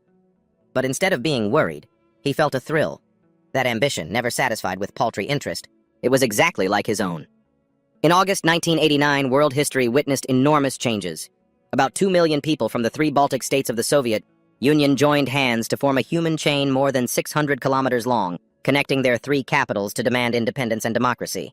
This event was called the Baltic Way. In the autumn of that same year, while the people of South Korea were joyfully celebrating a warm Chuseok holiday, in the west, the Hungarian government opened its borders. A flood of East Germans began to escape to the west. This signaled the chain collapse of the Eastern Bloc. While the whole world held its breath watching these political upheavals in New York, the global financial center, Do-jun was quietly building his own empire. He established the headquarters for an investment company, holding 98% of the shares. The remaining 2% belonged to Oh Se-hyun and his associates. On November 3, 1989, Do-jun and Oh Se-hyun set foot in America. Standing before a towering skyscraper in the heart of Manhattan, Do-jun was speechless with emotion. He whispered, "This is my company." Oh Se-hyun, standing beside him, shrugged. "This building looks a bit shabby, doesn't it? I didn't want to waste money on appearances, so I just found a cheap place to rent." But in his eyes at that moment, this place wasn't shabby at all. It radiated the brilliant aura of the future. Even though in a luxurious place like Manhattan, this building was just mediocre, to him it was the start of a grand dream, a company named Fantasy Investment. Oh Se-hyun had once criticized the name for sounding too childish and fanciful, but Do-jun was determined to keep it. He told himself he would use this very place to create unimaginable miracles. The two of them, uncle and nephew, stepped inside. While Oh Se-hyun was still looking around, inspecting the facilities, Do-jun walked into the large main office. He couldn't believe this was real. "I will raise a monster here. A monster strong enough to swallow the entire colossal Sunyang group." As he was lost in thought, a commotion arose. A group of foreigners approached, eagerly shaking hands and greeting Oh Se-hyun, whom they hadn't seen in a long time. After the pleasantries, Oh Se-hyun's voice suddenly turned serious, directing everyone's attention toward Do-jun. "Everyone, I want you to greet our boss. This is Jin Do-jun, the CEO of Fantasy Investment." Do-jun was slightly taken aback, while the employees stared wide-eyed at the young Asian boy. "These are the partners who will stand by your side. I've already given them a brief introduction about you," Oh Se-hyun whispered to Do-jun. The employees hurriedly straightened their clothes and bowed in greeting. In response to their surprise, Do-jun calmly smiled and introduced himself confidently in fluent English. The accent was shockingly perfect. The entire room fell silent. Everyone's jaw dropped. You know English too, Do-jun," Oh Se-hyun stammered. "Yes, I taught myself a little here and there," Do-jun replied modestly. Oh Se-hyun broke into a cold sweat. A little here and there? This level was no different from a native speaker. But they didn't know that in his past life, Hyun-woo, now Do-jun, because he came from a bottom-tier university, had to work 100 times harder than others to survive and climb to a high position in the Sunyang group. He had to grind day and night to learn foreign languages. He was determined to speak English better than even those prestigious Ivy League graduates. That knowledge had now become his most powerful weapon. Do-jun suddenly spoke up. "I know it's a bit abrupt to talk business the first time we meet, but everyone, and please help me conduct a thorough investigation into this company." Director Oh Se-hyun's eyes widened in shock, not understanding what his young boss was planning. The office was in an uproar. No one could guess the boy's objective. Seeing this, Oh Se-hyun had no choice but to ask directly, even though he was starting to get a headache. "So, which company do you want to investigate, Do-jun?" Once Do-jun uttered the name Manhwa Computer, which would later become Dell, the surrounding employees nearly fell over. Everyone's face went blank, unable to believe their ears. A computer company?" But Do-jun maintained a cryptic smile and confidently declared, "Yes, that will be the first place our company invests its capital." He began to speak eloquently, like a true expert. At 52 years old, Michael Bell already knew how to exploit intermediary fees in stamp collection auctions and figured out a way to directly connect sellers and buyers. From there, he started a multifaceted business and achieved brilliant success. Thanks to a focused marketing strategy, he later founded Manhwa Computer and built it into a global computer empire. Listening to Do-jun's presentation, the entire company was momentarily stunned. Even Oh Se-hyun, a seasoned investor like him, was breaking into a cold sweat. "Do-jun, how do you know so much about Manhwa Computer?" Do-jun smiled and replied in a strangely mature tone. "When he was 12, he earned $2,000 selling stamps. In high school, he made a fortune from a newspaper delivery business. That's the kind of person Michael Bell is." Oh Se-hyun was still skeptical. "Are you really planning to invest a fortune just because you heard a few stories about his childhood startups? Unlike me, he didn't have a rich grandfather to back him up, but he was already making his own money at my age. Isn't a genius like that worth betting on?" Do-jun calmly retorted. The sharp, reasoned reply sounded exactly like it came from a wise old man, leaving Oh Se-hyun speechless. The office began to buzz with discussion. In the end, there was no other choice. Oh Se-hyun had to order his staff to immediately gather all information on Manhwa Computer and Michael Bell. The team instantly dispersed to get to work while Do-jun smiled, satisfied, watching the busy scene. A few days later, on the way to the meeting spot, Do-jun was still surprised that Michael Bell wanted to meet at a hamburger joint. Oh Se-hyun seemed pessimistic. "The chances of us being able to invest in Manhwa Computer are very low." "Yes, I know. It's because they just received a $30 million investment from another party," Do-jun replied nonchalantly. Oh Se-hyun was startled. "You knew about that too? If it were last year, they would have rolled out the red carpet for us." "It's true, in investing, timing is everything," Do-jun muttered, calculating the timing for investment and withdrawal. Then he turned and said, "We're one step too late, sir." Oh Se-hyun nodded in agreement. The fact that Bell scheduled the meeting at a fast food place shows this isn't very important to him. I had a hard time just getting him to spare a little time for us. Do-jun let out a soft sigh, a hint of disappointment on his face. "Hey, Do-jun, let's go in." Oh Se-hyun urged him on. Entering the noisy, crowded fast food restaurant, the two of them scanned the room. Suddenly, a voice called out, "Hey, Mr. O!" Looking toward the voice, they saw a very young man sitting and waving at them. Do-jun observed in surprise. This was Michael Bell, the man who, at age 27, would become the youngest billionaire to make the list of the world's 500 richest people, and by age 34, would be among the top 5 richest people in America, with a net worth of $2.4 billion. After a brief, polite greeting, Bell pointed at Do-jun and asked, "Who's this kid?" Oh Se-hyun quickly came up with a story. "He's a huge fan of yours." Hearing this, Bell burst out laughing, clearly amused. The three of them sat down at the table. Bell didn't bother beating around the bush and got straight to the point. "All right, let's make this quick. I have to be back at the office in 15 minutes. This morning, Oseo Hyun had hurriedly presented Fantasy's intention to invest, but before he could even mention the amount or the benefits, Bell had bluntly shut him down. I don't need any more investors, I have enough capital for now. Do-jun, sitting beside him, understood perfectly that Bell was feeling confident after just pocketing $30 million. Without flinching, the boy suddenly spoke up, laying out his plan to use $15 million to become the majority shareholder of Ma Yun. Computer. Hearing a little kid talk so casually about such enormous sums of money, a stunned Bell turned to Oseo Hyun and asked, "Hey, is this kid your son?" Oseo Hyun shrugged and answered nonchalantly, "No, he's my boss." A million questions popped into Bell's head. He let out a snort, which turned into a louder laugh. He slammed the table with delight, then turned to Do-jun.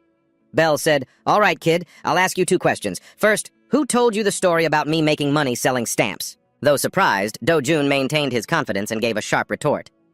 "This is a $45 million deal, after all.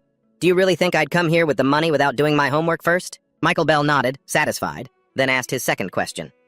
"You want to be the majority shareholder, right? But you said you weren't accepting any more investments, so what's your plan? I hold over half the voting rights on that company's board of directors. My word is law there." Do-jun looked Bale straight in the eye and calmly delivered the decisive blow. "I believe your company is going public with an IPO in about 6 months." Do-jun's words hit him right where it hurt, leaving Bale speechless. Instantly, the boy smirked to himself. He must be in shock, wondering how I found out about that secret. And here it is. Do-jun looked his opponent straight in the eye and firmly made his offer. "I will use cash to acquire all of your company's outstanding shares on the stock market. $15 million should be enough to make me a major shareholder, don't you think? Oh, and one more thing. I can raise another $10 million in cash within the year." The more Marvel heard, the colder the chill running down his spine. His mind couldn't seem to keep up with the boy's thinking. This tiny Asian kid? Before his opponent could recover from the shock, Do-jun added, "As a major shareholder and lead investor, I demand a seat on the board of directors and direct involvement in business strategy. This is a non-negotiable condition." The 2 older men in the room sat in stunned silence, hanging on a child's every word. However, Do-jun smirked. "If you accept this investment, I will delegate all of my voting rights back to you, until I sell those shares. And I promise to give you priority to buy them back at the exact market value at the time of the sale." Hearing this, Oh Se-hyun panicked and cut in. He turned to apologize to Bale, then pulled Do-jun aside and whispered, "Are you crazy? You can't make a decision like that. Normally, the buyback price has to be higher than the market value to offset risk and protect business rights. Why would you sell at market value?" Seeing Oh Se-hyun's reaction, Bale burst out laughing, slapping his hands on the table. "So it's true, isn't it? This kid is your boss, and here I was having my doubts. Ha ha!" Bale turned to look at Do-jun, his eyes full of interest. "What's your name, young man?" Do-jun smiled and extended his hand. "My English name is Wago Jin." Bale nodded, committing the name to memory. Then he slammed his hand on the table decisively. "All right then, Wago Jin, let's get down to the details." Do-jun gave a subtle smile. He knew he had won this game. Only Oh Se-hyun was still bewildered. Unable to understand why Do-jun was being so generous, it seemed foolish. On the first-class flight back to Korea, Oh Se-hyun was still pondering. "I'm going to be swamped from now until this investment deal is finalized. But there's one problem. They definitely won't take the full $15 million. What do you plan to do with the rest?" Do-jun casually flipped through a newspaper and gave a short reply. "You and the analysis team can discuss it, and report back to me with potential places. I'll be the one to make the final call." Mr. Oh Se-hyun looked at the boy and shook his head in awe. "You really surprise me, especially the negotiation with Marvel. I just can't wrap my head around it. I tried to put myself in the shoes of a child genius to understand it, but it still doesn't add up." Do-jun suddenly turned with a knowing smile and pointed to his temple. "Actually, I'm someone who lived 35 years in the future but was reincarnated, you see. That's why this small head holds the memories and mindset of a business-savvy 40-year-old man." Oh Se-hyun froze for a few seconds. He narrowed his eyes and stared at Do-jun, as if trying to see into the boy's very soul. Then he suddenly let out a sharp breath and ground his teeth. "Stop joking around, you little punk. You've been watching too many sci-fi movies. I don't like these kinds of stupid jokes." Do-jun burst out laughing. "Ha ha, you don't find it funny?" Oh Se-hyun thought for a moment, then mumbled, "It is strange, though. If that crazy theory were true, that would mean this is the insight of a seasoned 40-year-old businessman. Then everything you do suddenly makes perfect sense. No one would dare doubt your abilities anymore." Hearing that, Do-jun just smiled non-committally to brush it off. The plane continued to tear through the wind, flying towards the Seoul sky. At the headquarters of the Sunyang Group, a trusted secretary was cautiously reporting the results of his investigation into the trip. "To New York, Mr. Chairman, according to the report, they just went sightseeing and shopping." Chairman Jin Young-chun scoffed as he flipped through the documents. "That old fox Oh Se-hyun went with them. That means it was a business trip. What kind of sightseeing is that?" The secretary quickly bowed his head, promising to investigate further. But then he hesitated, stammering as if he wanted to say something but couldn't. Chairman Jin shot him a sharp glare. What is it? Why are you being so timid? Speak! Only then did the secretary dare to gather his courage and report, Sir, Master Yunki is currently establishing a film production company. All the procedures are nearly complete. I heard he plans to start shooting 2 movies at the same time next year. When Chairman Jin heard this, rage flared in his chest. He gritted his teeth and spat out each word. That's with Dojin's money again. Right? Yes. The young master gave his father 4 billion won. 4 billion? Chairman Jin's hand clenched into a fist, trembling with rage. But then he took a deep breath, his eyes turning cold and ruthless. Fine. Dojin needs to taste failure once to open his eyes. If you want to be recognized by others, you can't use money to buy people's loyalty, especially not using emotions in business. The secretary was surprised. You mean Dojin, sir? That's right, Chairman Jin affirmed. Even though Yunki is his biological father, Dojun must learn this painful lesson for himself. Never throw money out the window if you don't see the potential for profit. Consider that 4 billion won cheap tuition to help the boy become more decisive, and get over this sentimental need to prove himself to his family.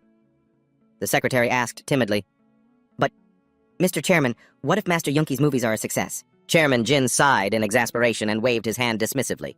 Yunki is just an idle daydreamer. Has he ever run a business before? If making movies were that easy, there wouldn't be people going bankrupt over them. Hearing this, the secretary fell silent, not daring to argue further, but he secretly thought to himself, what if just one movie becomes a success? Then we'll have to acknowledge the excellent investment skills and eye for talent of the young master, Dojun. At Dojun's house, Oh Se-hyun was reporting his progress to his little boss. We'll be investing $9 million into Miracle Investment. I've also selected a few potential candidates to invest the remaining $6 million in. With that, he pushed a stack of documents toward Dojun. As he scanned the list, Dojun's eyes suddenly lit up when he came across a name, a very familiar one. He exclaimed excitedly, Microsoft! Oh Se-hyun quickly tried to dissuade him. Sounds completely unheard of, right? To be honest, I don't know much about this company. I've heard that investing in it is quite risky. The older man was wary. But Dojun, a man from the future, knew full well what a powerful empire Bill Gates' Microsoft would become. In his dictionary, the word risk didn't exist when it came to this name. What's the reason? Dojun asked, probing. Oh Se-hyun explained. They keep releasing computer operating systems, but the market reaction has been lukewarm. According to my sources, they plan to release a 3rd version next year, but with this string of failures, it's hard to see a future for them. Not to mention, IBM is also gearing up to develop its own operating system, and is splitting from Microsoft. Hearing this, Dojun had to rack his brain. I wonder if they're releasing Windows 3.0 next year.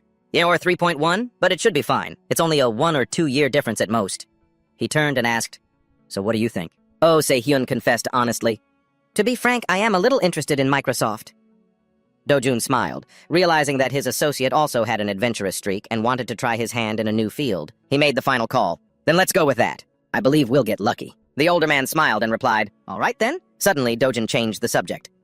Sir, could you please sell the plot of land in Bundang for me? Oh Se-hyun's eyes widened. What? Why sell it? We should hold on to it until the land prices peak before we sell. Dojun smiled and replied, I can't just neglect the company in New York. If we pour all $15 million into those 2 companies, we'll need more cash to operate and to cycle into other investments. Understanding the boy's point, Oh Se-hyun nodded. All right, but let's only use half the money from the land sale. We still need to save the other half. After seeing Oh Se-hyun off, as soon as the door closed, Dojun flopped down onto his chair, feeling helpless. He sank back into his thoughts. I'm just using fragmented pieces of knowledge from the future. I'm no expert.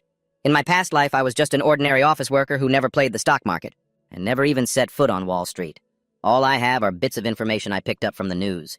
I may not know the exact golden moment to invest, or which company is truly worth a fortune, but there is one field I'm certain will become an undefeated legend 35 years from now. Movies. Out of the thousands of Hollywood films. I know the massive blockbusters like the back of my hand. Investing in movies, I definitely can't fail. At this thought, Dojun let out a calculating smile. Movies would be the key to turning him into the Midas King of Hollywood.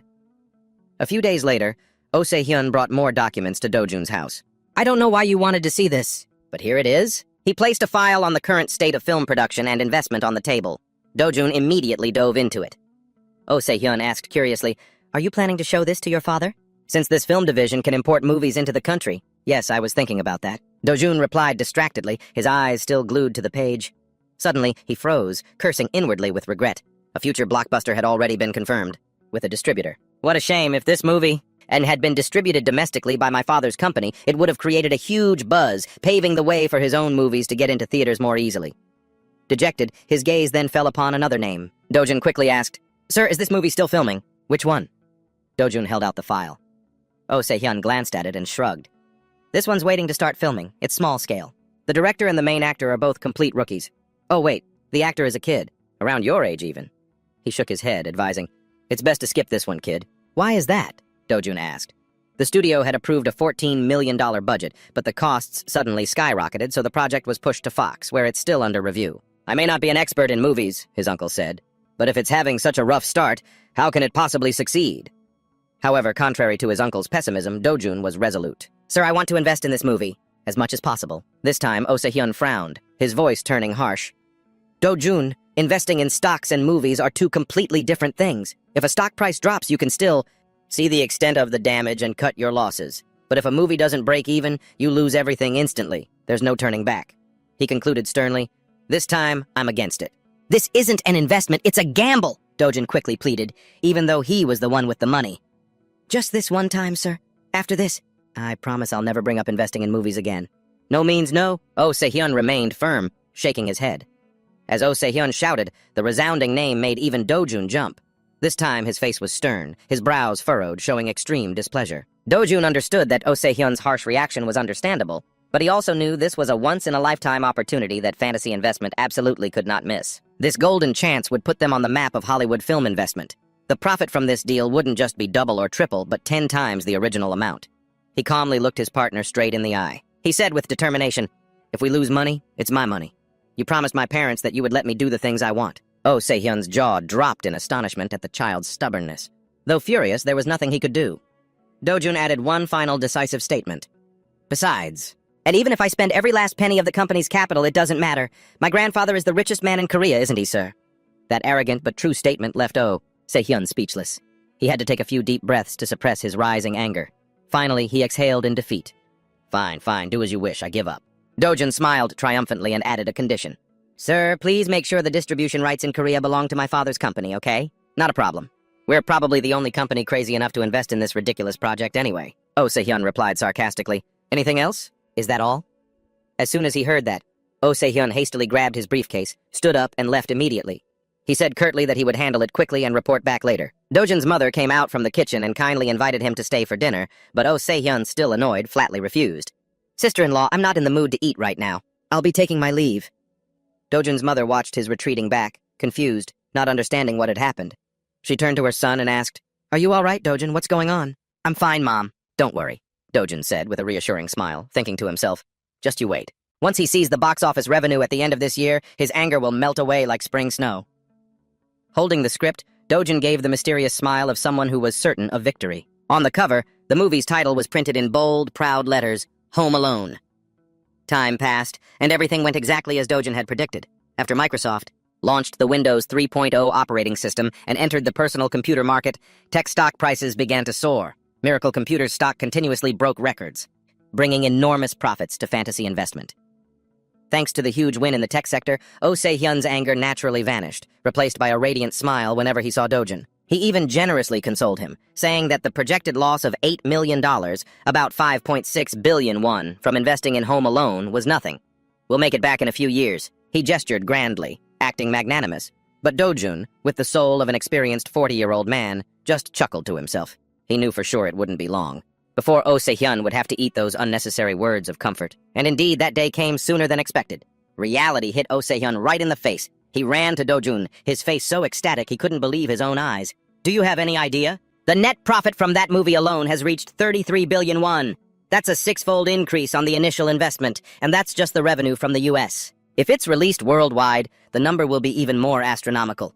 Compared to all the elementary school kids on the planet, you are officially the richest kid in the world." Dojun replied nonchalantly, "But sir, I'm in middle school now." Oh Se-hyun froze for a second. He had completely forgotten how quickly time had passed. He panicked.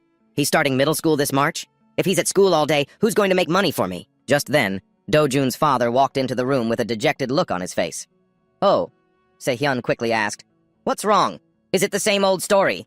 Hasn't your movie found a theater to screen it yet?" The father let out a long sigh, his voice filled with anguish.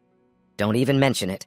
It's clear the theaters have open slots, but they all refuse. They say they have to save the slots for that Home Alone movie that's all the rage for the New Year and Christmas season." Oh Se-hyun tried to suppress a laugh and feigned surprise. "Oh really? Is that movie so hot that theaters have to reserve spots for it?"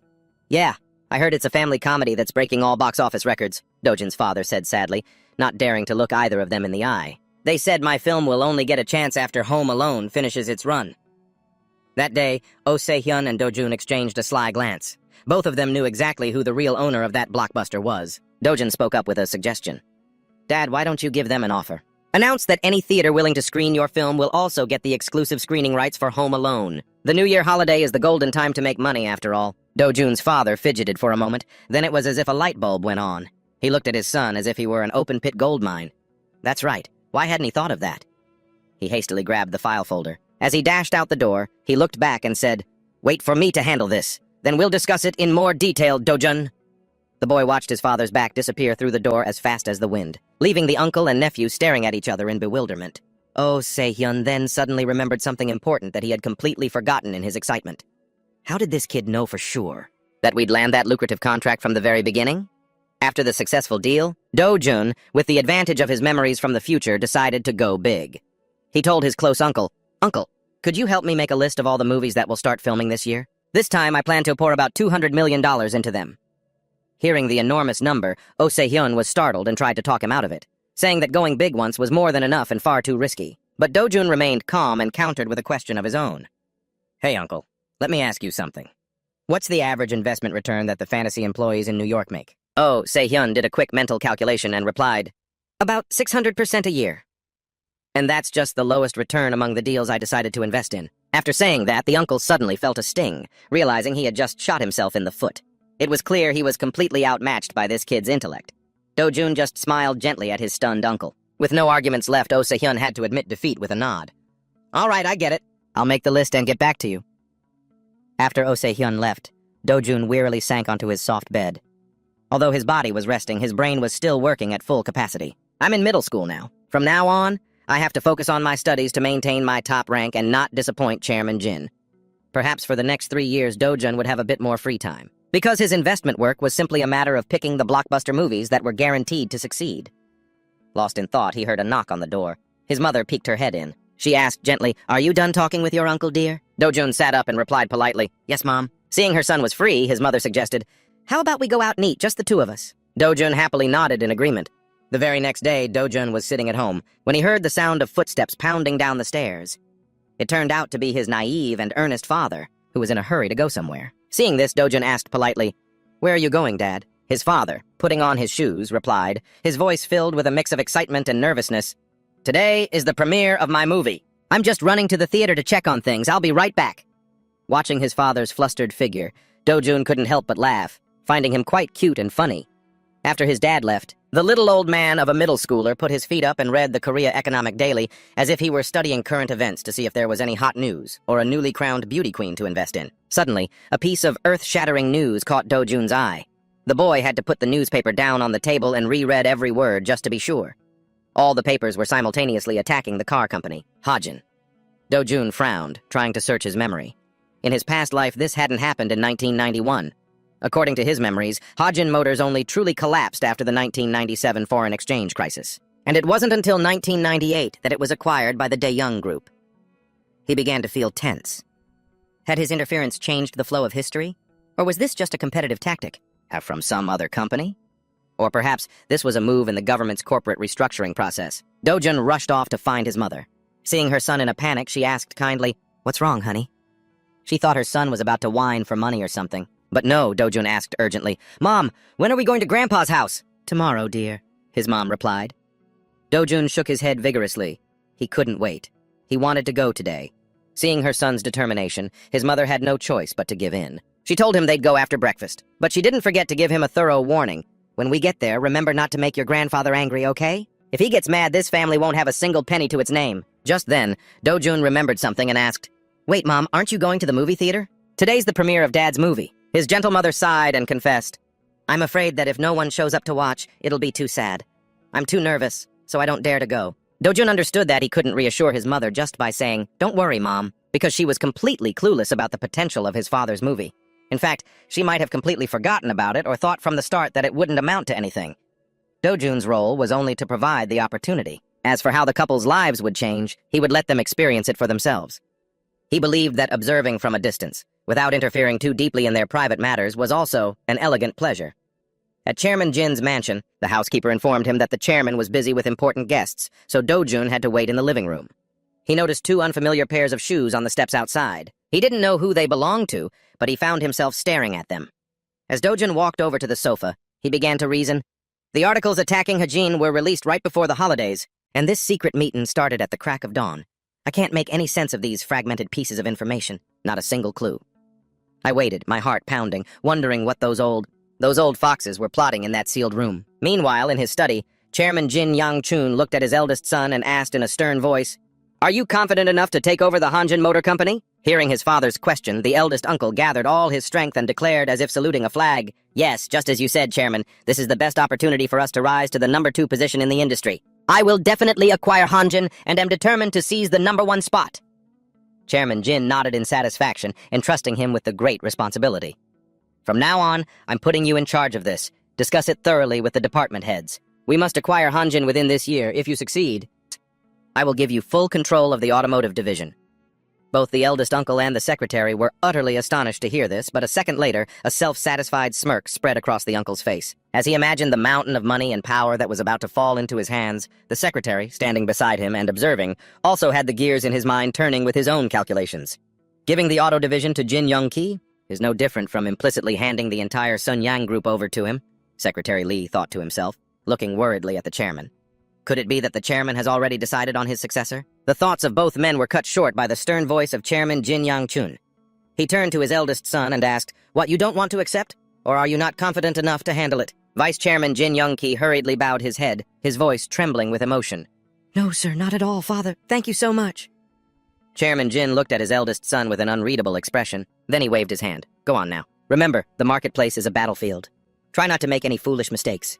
You don't need to come in early tomorrow, just be present for the New Year's ceremony. Time is gold and silver right now. Get to work." Jin Young-ki nodded his head repeatedly like a chicken pecking at grain, hastily bowed, and then backed out of the room.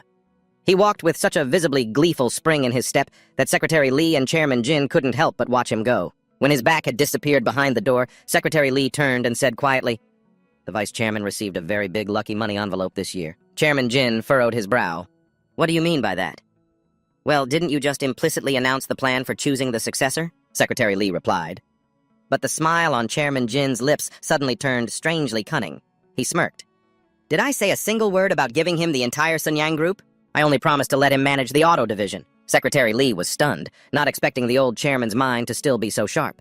Chairman Jin leisurely picked up his teacup and calmly explained, "If he controls more than half of the auto shares that our subsidiaries currently own, then I can still protect the business rights of the entire group. That is my real move. And of course, the auto division is still a rather large lucky money envelope." Secretary Lee sighed in admiration. "For you to do this? When the vice chairman finds out the truth later, he'll surely be very disappointed." The old fox Jin Yang-chun laughed triumphantly. "Disappointed?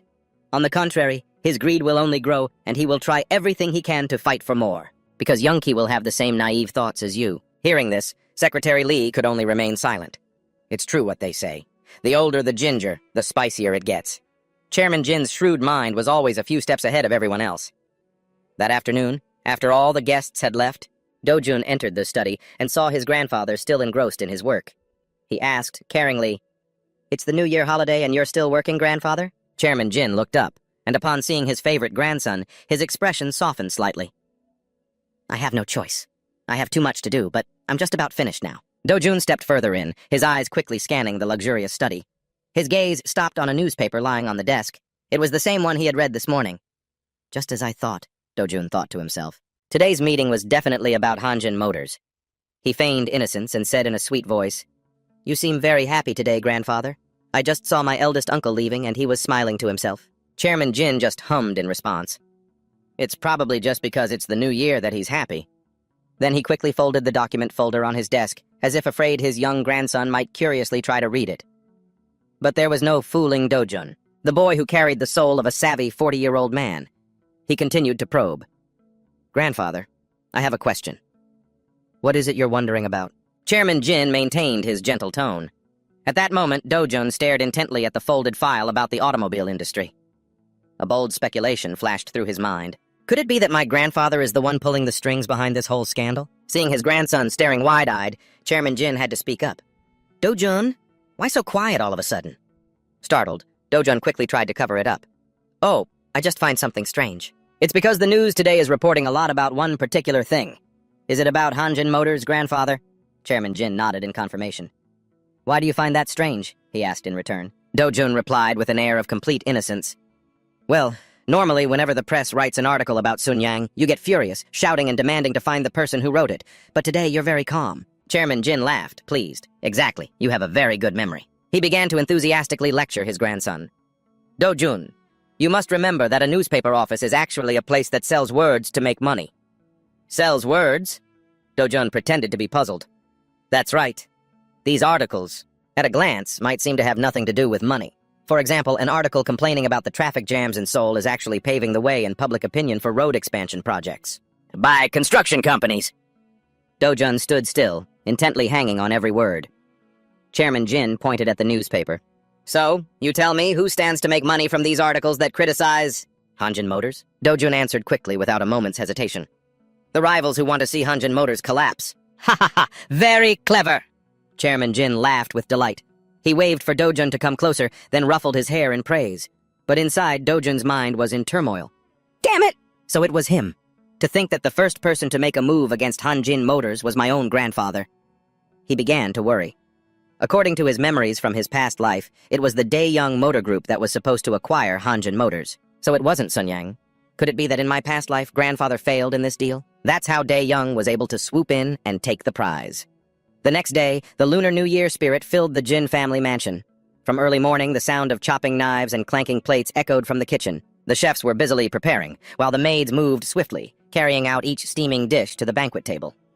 An 8-meter-long dining table was laden with every kind of luxurious delicacy. It was overwhelmingly opulent. The entire Jin family was gathered. Chairman Jin Yang-chun sat at the head of the table, silently enjoying his meal, radiating absolute authority. Around him, the other family members also ate with their heads bowed, not daring to make a sound. The only daughter and her husband chewed cautiously, as did the eldest son, Jin Young-ki and his wife. Then came the second son, Jin Dong-ki and his wife. At the far end of the table, the youngest son, Yoon-ki's family, also sat stiffly, not daring to utter a single word. The atmosphere at the Chaebol family's dining table, though filled with delicious food, was unusually suffocating and tense. Dojun's parents, who held the most humble position in the family, sat hunched over, full of apprehension. In contrast, Dojun, the favorite, wealthy grandson, leisurely enjoyed his meal, unafraid of anyone. Suddenly, his eldest uncle seemed to recall some semblance of brotherly affection for Dojun's father. He casually inquired about the performance of the movie that premiered yesterday. Dojun's father, having not been addressed by anyone in the family for so long, was momentarily flustered and stammered, unable to answer immediately. Hearing his useless youngest son mentioned, the chairman simply frowned in silence. Regaining his composure, Dojun's father held his head high and replied firmly, "It's doing quite well, brother. Just looking at that one theater, we've already sold nearly half the tickets." Hearing this, the eldest uncle let out some insincere praise. "Oh, my little brother, you're quite skilled. For a debut film to be such a smashing success already, huh?" Dojun's father gave a humble smile. Today is only the first day of its release. "You'll have to wait until it leaves the theaters to know the exact results." Dojun, sitting beside him, was overjoyed to see his father finally speak up and respond with confidence. He ate with a small, satisfied smile. Just then, his plump and arrogant second aunt raised her voice. Ordering her sister-in-law around, she held her empty bowl out towards Dojun's mother and commanded curtly, "Go to the kitchen and get me more soup." His gentle mother could only lower her head submissively and reply, "Yes." As she was about to stand up and obey, Dojun felt his blood boil. This old hag never changes. She takes every chance she gets to walk all over his mother. Dojun's father was furious too, but he was helpless, forced to swallow his anger. Suddenly, the chairman's authoritative voice cut through the suffocating atmosphere. "Second daughter, get me a bowl of soup." Dojun's mother flinched and turned around. Both Dojun and his father were bewildered, not understanding what was happening. The second aunt thought she had misheard and stood frozen to the spot. Seeing this, the chairman started to grow impatient. He held his bowl out in front of her and barked, "You're still young and already going deaf? I said get me some soup." The second aunt jumped, hastily replying, "Yes, yes, father." She then scrambled over to take the bowl from the chairman's hand, not daring to delay for even a second. She was afraid of upsetting her personal walking bank. The other two aunts at the table also breathed a sigh of relief as if they had just dodged a bullet. Dojun's parents were still in a state of shock. They just sat there, dumbfounded, staring at the chairman. And as for him, the most powerful man in this house, he calmly continued his meal as if nothing had happened. Dojun thought to himself, Grandfather has just publicly defended and acknowledged my parents' status in front of the entire family. From now on, no one in this house will dare to bully or look down on my parents again." He let out a cryptic smile. I really should be moved to tears by this, but unfortunately, my mind is already preoccupied with plotting his betrayal. After the meal, Dojun cautiously approached his grandfather's study. He peeked in to observe for a moment, then quickly slipped inside. His target was the important report that his grandfather had left on the desk yesterday. In order to stop his plan, he had to understand every single step detailed within it. Finally, Dojun found the stack of documents on the desk. He hurriedly flipped through the pages to examine them. So, engrossed in reading, he forgot to be on guard and simply plopped down on the floor. Flipping through the pile of papers, the more he read, the more Dojun felt something was off. This wasn't merely a strategic report on the acquisition of Hanjin Moto. This was a detailed proposal on the necessity of restructuring the automobile industry, complete with related policies and support measures from the government. The document argued that letting Dae-Young Moto acquire Hanjin would lead to a dangerous market monopoly. Therefore, the conclusion it reached was that Sunyang Motor was the most suitable candidate to acquire Hanjin. Reading this, Dojun clenched his fists in anger. So that's how it is. He drafted a policy that benefits himself. Then spoon-fed it to the government, and the government just acted according to the script he wrote. In other words, Sunyang Group and the government are in deep collusion. Frustrated, Dojun bit his finger lightly. I can't exploit any loopholes in this deal. What am I supposed to do now? If I give up now, Hanjin Moto will fall into Sunyang's hands, and my entire plan will go up in smoke. Lost deep in thought, Dojun was completely unaware of the sound of footsteps approaching from behind. "What are you doing in here, grandson?" A familiar voice rang out. Dojun froze. His entire body went stiff, his face a mask of shock at being caught red-handed. He slowly lifted his head, still clinging to a faint glimmer of hope. But alas, standing tall and menacing before him was none other than his grandfather, the powerful and ruthless chairman. His face was flushed with fury. Looking down, he saw Dojun sitting on the floor, looking for all the world like a weakling kneeling to beg for forgiveness. Dojun looked straight up at his grandfather, trying to remain calm and come up with an excuse. "I'm sorry, grandfather. I just wanted to find some related materials for reference, that's all." A tense atmosphere filled the room. But then, surprisingly, the chairman's angry expression softened, replaced by a faint smile. He asked, "So, did you find the answer you were looking for?" Dojun was overjoyed internally, but pretended to scratch his head innocently.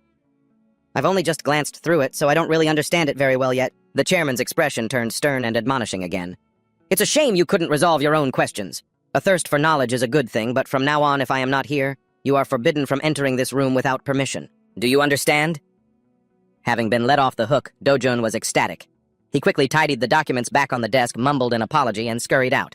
The immediate crisis, at least, had been averted. But the future still held worries. He had hoped the report would include a plan to acquire Hanjin Moto, but reality was not so kind. Dojun pondered this as he walked. "I have to find another way to turn this situation around." Just as he was about to step out the door, Dojun suddenly stopped. He turned his head to look at his grandfather.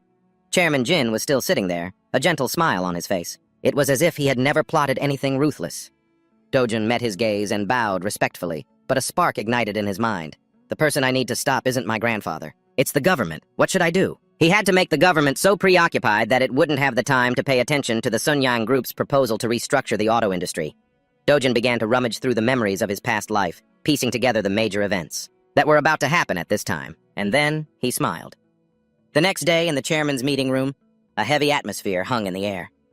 Chairman Jin sat leaning back in his chair, listening to his secretary's report with a grave expression. "Sir, according to my investigation, all the rumors are true. Chairman Chung Tae-soo of the Hanbo Group has been secretly buying up land, and related politicians have also received enormous bribes." The secretary hesitated for a moment before continuing. "I fear this case will cause a major shockwave and won't die down anytime soon. It would be best for us to limit contact with the Blue House during this time. The acquisition of Hanjin Moto's shares will probably have to be put on hold as well." Throughout the report, Chairman Jin's fingers tapped rhythmically on the tabletop. Each tap was like a hammer blow to the secretary's mind, causing him to break out in a cold sweat. "What a bunch of useless fools!" the chairman roared. "I warned them not to invest in land under this administration." He gave a firm order: pull out of that risky investment immediately. His eyes accidentally fell upon the proposal file for the government-backed acquisition of the auto industry lying on the table. Now it looked utterly repulsive. In a fit of rage, he grabbed the file and threw it straight into the trash can. Meanwhile, at Dojun's house, the boy was leisurely drinking milk, giving himself a silent word of praise. "It's a good thing I remembered this Hanbo scandal. Anonymously sending the information to the press agencies finally paid off." Placing the empty milk carton on the table, Dojun smiled triumphantly. "With a scandal of this magnitude, the government will be scrambling to handle the crisis for a long time. They won't have the bandwidth to care about Sunyang's proposal anymore." Hajinmoto? I managed to protect it after all. The next day, at Oh Se-hyun's office. Uncle, it's time you came to work for me full-time, Do-jun began. Oh Se-hyun's eyes widened, looking at the kid in front of him, not understanding what he was talking about. Do-jun maintained the demeanor of a true boss and continued, "Stop working for power shares. Put all your energy into fantasy investment. After all, you already hold a 2% stake. My company is doing so well, we can easily afford to pay you a huge salary." Oh Se-hyun chuckled and retorted, "And what if I don't want to?" Do-jun asked in genuine confusion, "Why? Why would you turn down such a great opportunity?" "Look," Oh Se-hyun replied seriously, "you own 98% of the shares, and you're the one who makes every important investment decision. And every single time you hit the bullseye. So what role is there for someone like me here?" Oh, Se-hyun looked at Do-jun meaningfully. Do-jun understood the issue. "Ah, so it's a matter of professional pride. Time to dangle some bait to keep this talent." The quick-witted boy made a new offer. "I'll open a branch in Korea. I'm planning to allocate a portion of the capital to run the office here. What's more, my grandfather also has a slush fund that needs a manager." This statement startled Oh Se-hyun. Do-jun knew very well that during the investigation into Oh Se-hyun, his grandfather had recognized the man's talent and had recently, secretly, entrusted him with some important matters.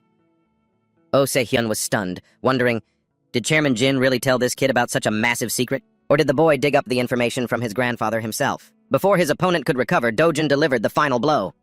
"I will only be pulling my investment from Martin Computer. The proceeds from that, plus my grandfather's slush fund, you will have full authority to manage all of it." "How does that sound?" Oh Se-hyun exclaimed in horror. "What?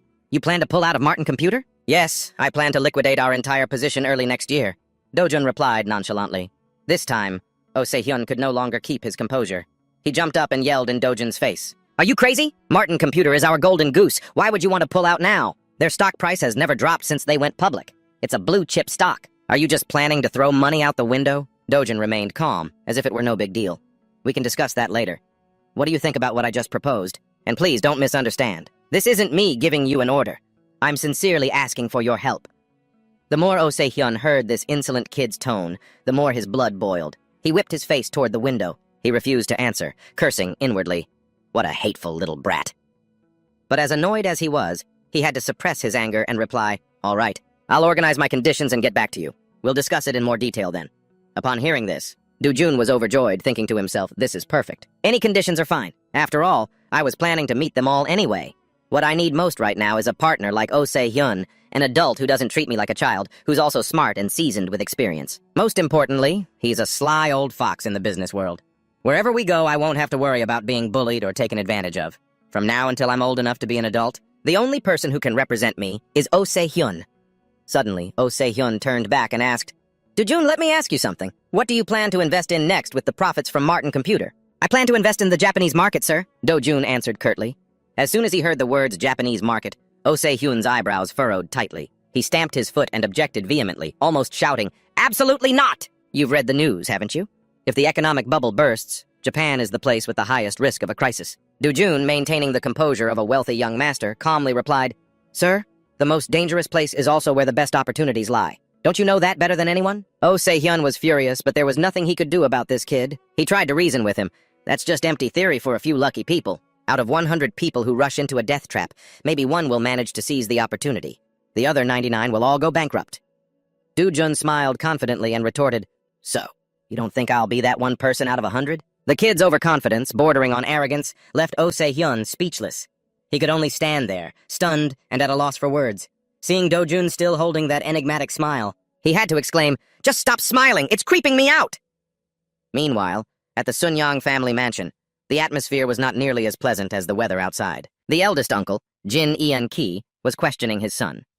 "How was your meeting with your grandfather?" "He told me to stay in Europe until I'm 30, the son replied. Hearing this, the uncle flew into a rage. "And then what? Don't tell me you dared to show him an attitude." The son grimaced in annoyance. "Who do you think I am, Dad? I'm not that stupid. Of course, I just smiled and promised I would do my best." Hearing that, the uncle's tone softened. "Good," he praised. He turned to his 3 children and warned in a stern voice, "You are all grown up now. Engrave my words into your minds. Your grandfather definitely has people monitoring your every move. If you cause even the slightest trouble, it won't just be you who suffers. I'll be dragged down with you." The 2 younger sons listened as if it were all going in one ear and out the other, their faces long and miserable from having to listen to their old man's lecture. The uncle turned to his daughter. "Ye-jun, you're graduating from university next month. I'll find a suitable match from a good family for you to marry early. After that, you can study abroad or do whatever you want." Before her father could finish, his daughter jumped in. "Oh my God, Dad! What era are we living in that you're forcing me to get married right after graduation? Just wait a few more years, please." "You insolent child! You'd better listen to me!" the uncle roared.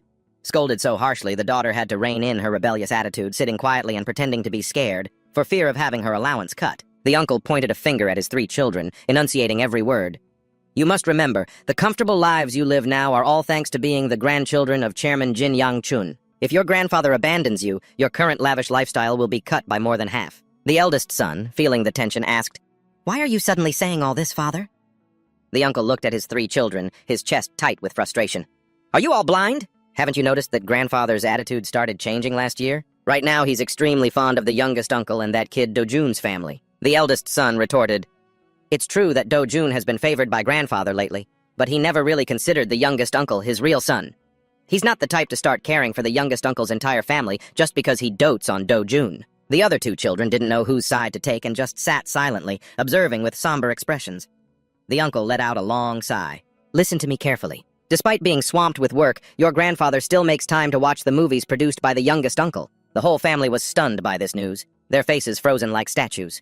The uncle continued, "Think about his age. He doesn't have much time left. From now until then, don't cause any more trouble. Once the Sunyang Group is officially in my hands, I'll let you live however you want, understood?" Hearing about the prospect of living freely and luxuriously in the future, all the children's eyes lit up as they nodded enthusiastically.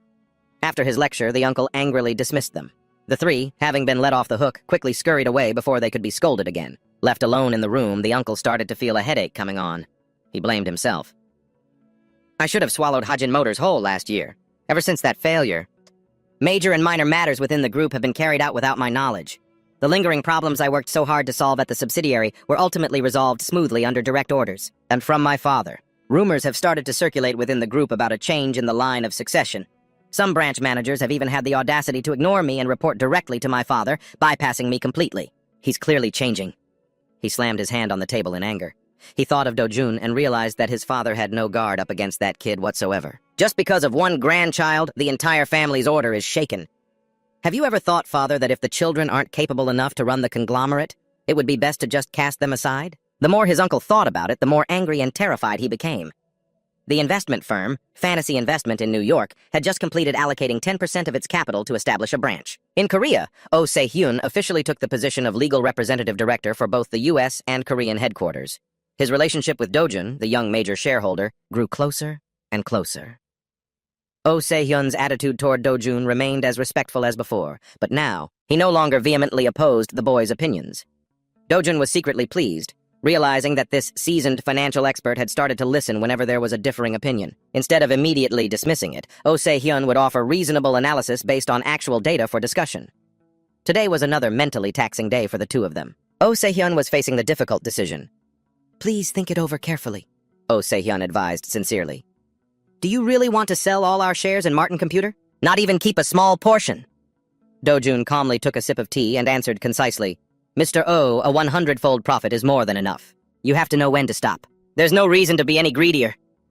Seeing the boy's determination, Oh Se-hyun had no choice but to nod in agreement. As he was about to leave, his eyes accidentally fell upon a folder on Do-jun's desk. He picked it up and skimmed through it. He couldn't help but be surprised. "You're also looking into this company? A very tough prey to swallow.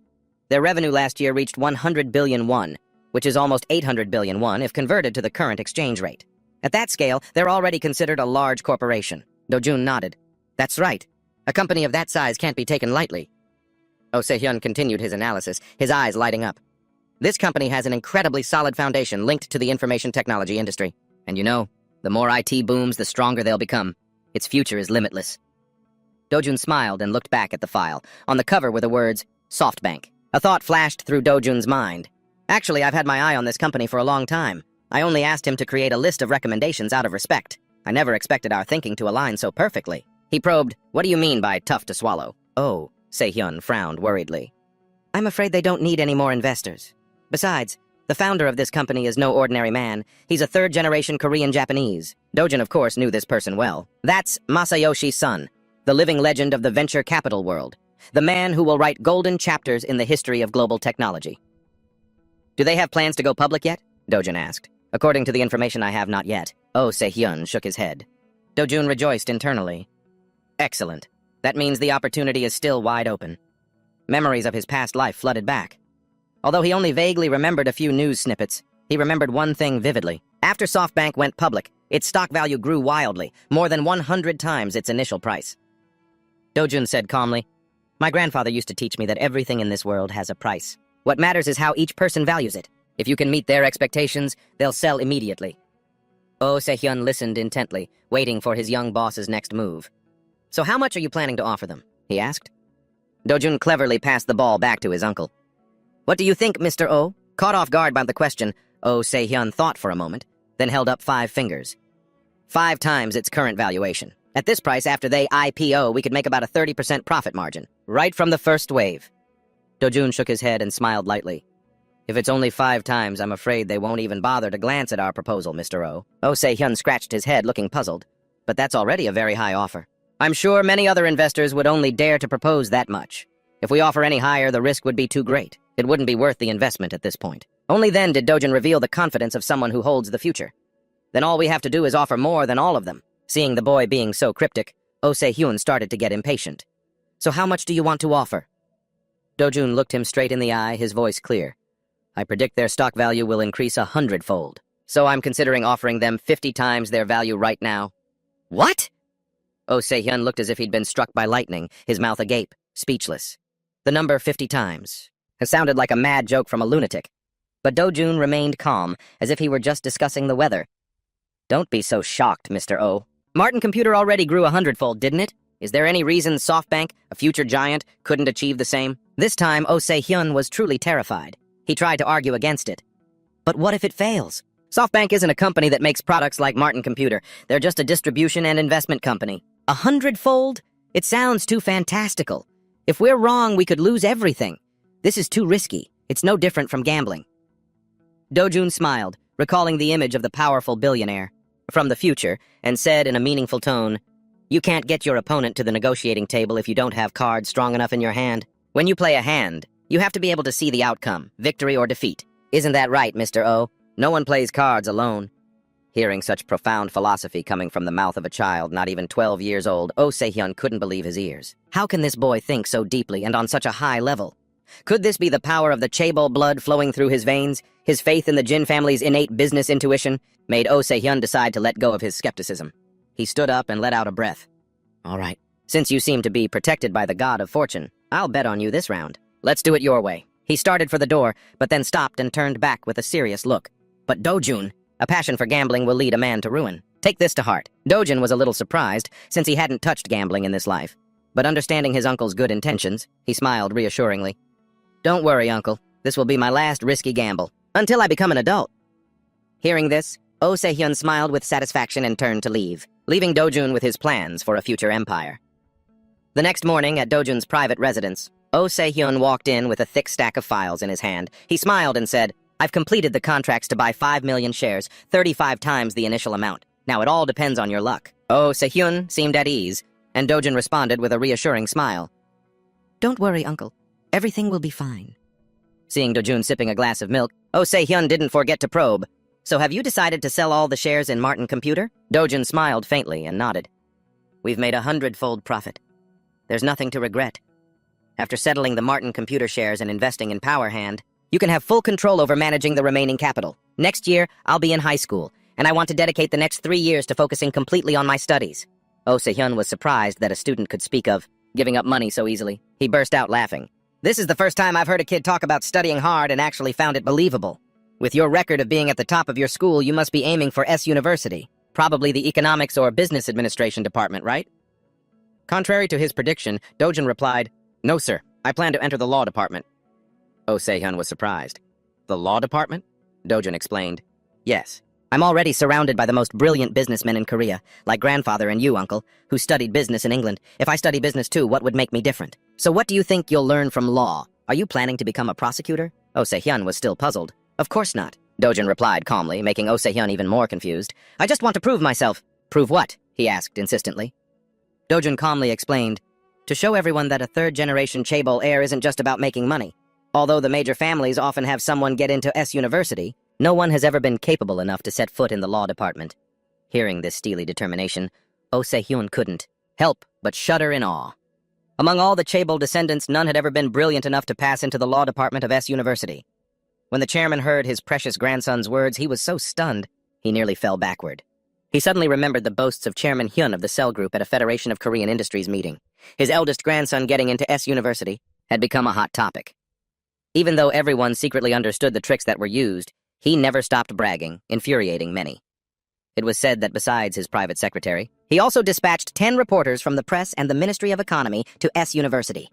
They hunted for information and found a department with the lowest competition rate just 6 hours before the deadline to successfully submit the application. As a result, the kid got into the Department of Eastern Philosophy or Eastern History, something like that. If it had been a fair competition, he wouldn't have stood a chance of setting foot in S University. But even as a corporate chairman, he's only human, so he spent the entire next year bragging about that achievement. What pointless bragging. However, if Dojun really got into S University's law school, the story would be completely different. Because the law department is a place that accepts no cheating whatsoever. Every achievement, there is an absolute recognition. At this thought, the chairman hurriedly asked, "Really? Are you applying to S University's law school because of me?" Dojun gave a saintly smile and replied, "Of course. Otherwise, why would I want to study law when I have no intention of being a prosecutor?" The chairman looked at his grandson, deeply moved. He smiled, completely content. "In the end, though many people have helped increase my wealth, no one has ever made me feel as happy as I do right now. My youngest grandson has moved me so much." The chairman, choked with emotion, continued, "All right, you just get into S University, and whatever entrance gift you want, I'll give it to you." Dojun laughed loudly and said, "Yes," to make grandfather happy, but thought to himself, "You'd better remember what you just said, because what I really want isn't just an imported car. I want to seize the power of the chairman of Sunyang Group, July 1994. Power Hand's stock peaked at 18,900 yen per share. Immediately after its public listing, the company raised an impressive 200 billion yen in capital with ambitions of globalization. Chairman Son Dong-Yui announced he would aggressively pursue strategic M&A deals. Meanwhile, Dojun's initial investment of a mere $230 million had skyrocketed to $850 million in just 1 year, netting him a profit of $620 million. However, before the economic bubble burst, he managed to withdraw his capital and halt all investment activities. Alongside these million-dollar deals, Dojun poured all his energy into his studies for 3 years of high school. Occasionally, he would fund Hollywood movie projects, but on the whole, it was just a hobby. If people thought investing in James Cameron's Titanic was a risky gamble, he was perfectly willing to accept that. As for his family, his older brother Sang-Jun had finished high school, but because he didn't get the scores he'd hoped for to get into a top university, he decided to study abroad in America. Although old habits die hard, the fact that the family paid him little attention was an advantage, allowing Sang-Jun to pursue his passion for music without constraints. He too soon left for the land of stars and stripes. Now, among the third generation of the Sunyang Group, all eyes were on Dojun, the 12th grade student who was expected to be the first to get into the prestigious law department of Seoul National University. This attention came from both curiosity and caution. Only his parents and grandfather gave him their complete trust and expectations. One day, before the college entrance exam results were announced, the chairman was beaming during a phone call, boasting, "My youngest grandson ranked 39th in the entire country. Not just the school, I'm talking about the entire country. Ha, if you're only counting the humanities department, he's in the top 10. The maximum score is 400, and the kid got 367 points. Only 6 points behind first place nationwide. Not much of a difference, is there?" The chairman still hadn't lost his enthusiasm for showing off. After hanging up, he fondly caressed the results in his hand and mumbled to someone else, "Only getting into SNU's law school is worthy of the title hard-working. I wonder if SNU is even good enough to educate my grandson. It should have been Harvard or Oxford. I pledge to cover the tuition for those who don't get a full scholarship, but with these scores, he'll definitely get a scholarship." He feigned a sigh. What a difficult problem. After another call, the chairman once again scanned his contact list. He picked up the phone and asked his secretary to call the communications department immediately. That afternoon, at his residence, he handed the results to the head of the communications department who had just arrived. After a quick glance, the man respectfully offered his congratulations. "Congratulations, Chairman." The chairman cut him off coldly. "No need for congratulations. Get this news out immediately, and arrange for reporters to come take Dojun's picture tomorrow."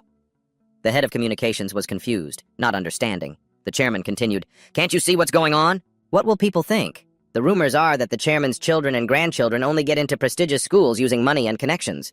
But with a score like this, can money and connections buy it? Make sure those rumors disappear after tomorrow's article." The head of communications quickly replied, "Understood. I understand your intention, Chairman." The chairman smiled with satisfaction, admiring the results. He was completely pleased with his grandson's achievement. The next day, reporters flocked as if Dojun were a celebrity. He calmly answered the interview questions. For the past year, I was tutored by the best teachers for each subject.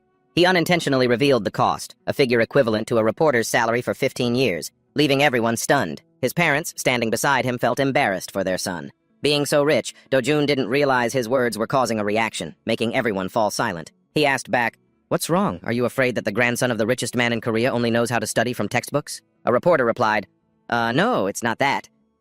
The crowd began to murmur, "But who's the top student this year?" Another person confirmed, "It's a student from Jeju Island." Do-jun continued, "You reporters should just go to Jeju Island, get your story, and write articles about me. I want to hear about it from you all." The reporters obediently replied, "Yes, sir." Do-jun concluded, "It's obvious you all came here just to flatter me. My grandfather has studied many books. I'm sure he'd be very happy to read an article praising how I learned so deeply from reference materials."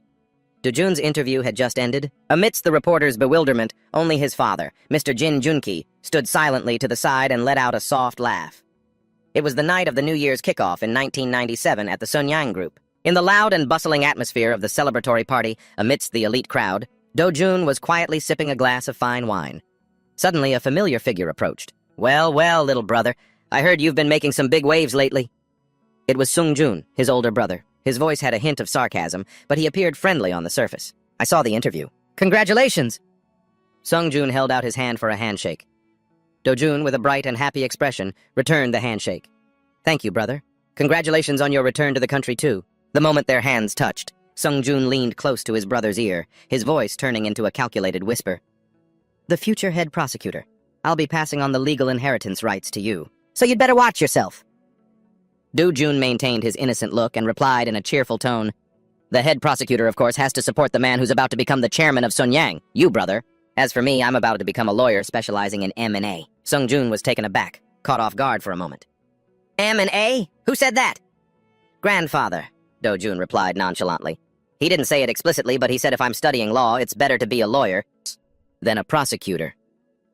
Do-jun pretended to take a sip of water, silently assessing in his head, "This brother of mine is so incompetent. Without support, I bet he would have burst out laughing by now." Sung-jun seemed to regain his excitement, asking rapid-fire questions. "Really? Grandfather really said that? You want to be a lawyer, too?" Do-jun didn't answer right away, quickly calculating in his head. This was the most stable of all the cousins, smart enough to be acknowledged by Chairman Jin, and he even passed the civil service exam with high marks. Could he become a rival later on? Even so, the fact that Chairman Jin indirectly advised him to pursue law to support the group also gave him some peace of mind. Maybe he wants to make me his right-hand man. Do-jun feigned hesitation. "I'm not sure yet. I'm not really interested in being a judge. I'm leaning more towards being a prosecutor or a lawyer. I'll think about it carefully while I'm studying." He knew he could have given the answer Sung-jun wanted to hear, but everything needs its own process. Sung-jun put on a magnanimous air. "That's right. There's still plenty of time. Take it slow. You just graduated from high school. No need to rush a decision. If you don't want to strive for some ant-sized position, just tell me. I'll help you find a cushy spot in the company, haha." Do-jun politely thanked him to please his brother, but inwardly he noted, he's improved a lot. Maintaining his composure and relaxed demeanor after his time abroad was indeed a sign of considerable growth. Sung-jun continued his fake display of concern. "We brothers have to help our bookworm little brother have some fun, right? After this party, just follow me. I'll show you how beautiful and interesting this world can be." After the short act of brotherly affection, Sung-jun left. Do-jun watched his retreating back and mumbled to himself, "Go on and enjoy the world, because later on, all you'll have left are the beautiful memories of this life." Just then, a fawning voice chimed in, "Oh, look at this boy! How did you manage to score so high?" When Do-jun turned around, his paternal aunt had already rushed in. "I wish my kid was half as smart as you." His uncle-in-law immediately jumped in. "Finally, my wife's side of the family has someone to follow in my footsteps. If there's anything you don't understand while studying, feel free to ask me, Do-jun. I'll do everything I can to help." Hearing this, the aunt's expression soured. "Follow in your footsteps? Did you graduate from S University? You've never even had a chance to see the gates of S University." Her husband quickly snapped back. "I never said we were from the same school. I meant he's my junior at the Judicial Research and Training Institute." The aunt's attitude did a complete 180. "Oh, that's wonderful. Do-jun, you should have your uncle tutor you later. He failed the election, so now he just sits at home all day." That's when Do-jun remembered. This uncle had failed in the National Assembly election this past April. Not only did he overestimate himself and stubbornly ignore Grandpa's advice by running in a Seoul district, but this aunt also secretly took money from the department store to fund her husband's campaign. It was all for nothing in the end. Seeing the couple scowling and bickering, Do-jun guessed the cause was their recent money problems. Do-jun smirked slightly as he spoke. "Uncle, are you planning to run for office in Seoul again next time?" His uncle, his face full of renewed vigor, declared decisively, "Of course! Why would I stop after just 2 runs? I'll complete this term and then advance to even higher positions." Inside, Do-jun let out a cynical laugh. But on the outside, he maintained the innocent smile of a child. "I know you're very happy about my achievement, Uncle," the man continued, his tone full of insinuation. "There's a special election coming up." "I understand, sir." Do-jun cut him off, leaving the uncle momentarily stunned. "You have to win the upcoming special election, and I'll have someone help with your campaign funds." The husband and wife were overjoyed. The aunt quickly fawned. "Such a smart boy. Say one thing and he understands 2. Seeing how pleased they were, Do-jun decided to toss out more bait. "If it's inconvenient for you, Uncle, I can support your campaign financially myself. After all, you are my senior." "You are?" the uncle asked, bewildered. "You? But where would you get the money?" Do-jun retorted. "Don't you remember? I still have a large sum of money in the bank from selling the farm in Bundang that I haven't touched." Only then did the uncle remember about that money. Do-jun calculated silently. "I have to get my uncle into the National Assembly. Only there can I gather assemblymen to my side." The uncle, overjoyed, gripped Do-jun's hand, expressing his profound gratitude. That night, after the party, the luxury car carrying Do-jun rolled through the darkness. One of them spoke up, asking his older cousin where they were going, but he only gave a vague reply. "Just follow me. I promised you I'd have a few drinks with you today." The car turned into a large private compound where the parking lot was filled with expensive cars. Seeing Do-jun's bewildered expression, his cousin laughed. "First time here? This place is just for me, my friends, and some of the younger cousins to hang out. My dad rarely comes by. Whenever you want some peace and quiet, just come here. Absolutely no one will bother you." In reality, Do-jun immediately recognized this place. It was Vice Chairman Jin Ian's private villa. In his past life, he'd never had the chance to set foot here. A servant ran out and bowed respectfully. His cousin immediately asked, "Is she waiting inside?" The servant stammered, "Sir, Ms. Yoon Hee-young said she had a sudden outdoor shoot today, so she couldn't make it, sir." "Yoon Hee-young, huh?" he muttered. "The actress from that weekend drama that's breaking all the ratings records." Suddenly, Do-jun heard the sharp sound of a slap. His cousin had just delivered a heavy blow to the servant's face, roaring, "I told you today was important!" Then, without any restraint, he began punching and kicking the servant relentlessly, cursing at the stupid fool. Even as the man collapsed in pain, he didn't stop, continuing to kick him like a wild animal. "I warned you! Even if you had to grab her by the hair or kidnap her, you were supposed to drag that bitch here." The sight made Do-jun's blood boil. He remembered being treated just as cruelly in his past life. "Do I pay you to pull this kind of stupid shit?" "You! Goddamn you! Figure something out!" he screamed. Seeing his cousin mercilessly torturing the servant, Do-jun decided to speak up to quell his rage. As soon as he spoke, the violence stopped. "Brother," Do-jun said, his voice full of annoyance, "didn't we come here today to celebrate for me? I've lost my appetite for it. I want to go home right now." His cousin looked at him, a flicker of guilt in his eyes. The two brothers faced each other in silence, with only the choked sobs of the beaten servant breaking the stillness. A moment later, his cousin spoke. "I forgot what you're like, Do-jun. Besides, you're the guest of honor today." He turned to the servant. "It's thanks to Do-jun that you're still in one piece. Now get lost." The terrified servant ran to the car and was about to drive straight off when he froze at the sound of Do-jun's sweet voice. "Sir?" Do-jun continued, "I'm just going to stay for a little while and then head home. Could you please give me a ride back?" The frightened servant nodded profusely when the cousin asked in surprise why he wasn't staying until morning. Do-jun simply replied, "No, it's all right. I'll be heading home now, sir. I guess I'm a bit tired from meeting so many people at the party." Since his cousin didn't object at all, he said, "All right, whatever you want." Do-jun was secretly pleased. A golden opportunity had appeared. Why should he waste his time staying here? He glanced at the servant waiting in the car and gave a satisfied smile. This was the moment to pull Jin Yanki's loyal henchman over to his side. Inside the house, on a table laden with all sorts of expensive liquor, the cousin cheerfully invited Do-jun to take a seat on the living room sofa. He casually picked up a bottle of alcohol, laughed, and said, "Let's have a drink. We'll start with something light. Have you ever tried beer before?" As he spoke, he poured a little into Do-jun's glass. Do-jun calmly accepted the glass, raised it, and drained it in one go as if it were plain water. It was a barley taste. Perhaps he was used to similar types of drinks. After finishing his drink, Do-jun picked up another bottle from the table.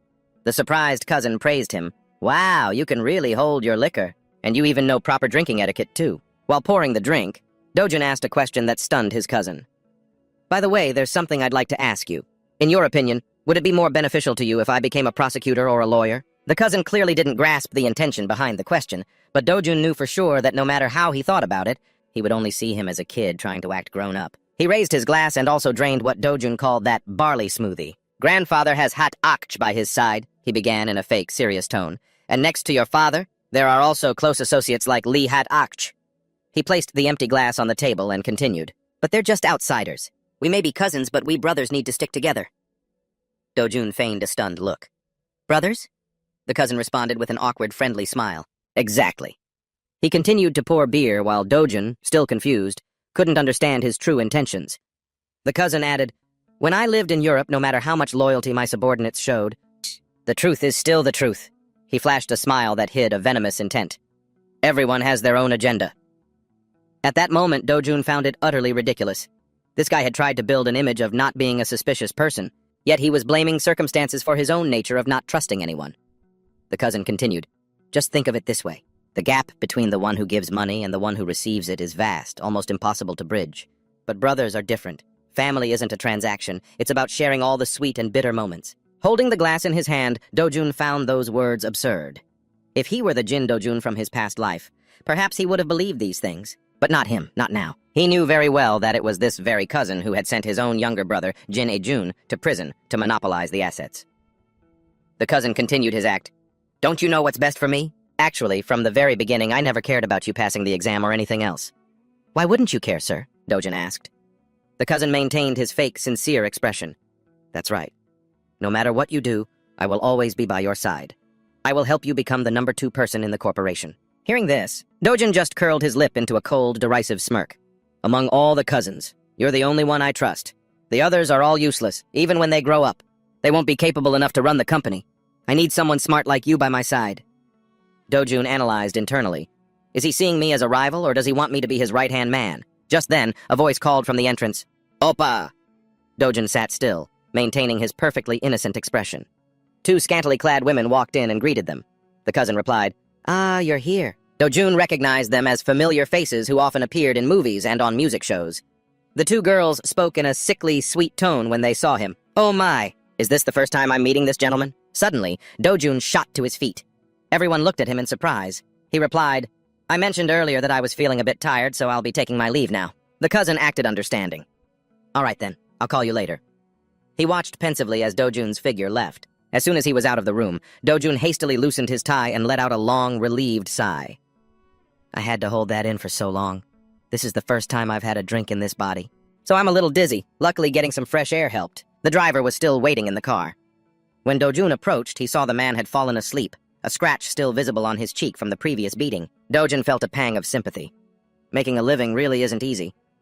He walked around to the other side, opened the door, and got into the car. The driver woke with a start. He quickly apologized for dozing off.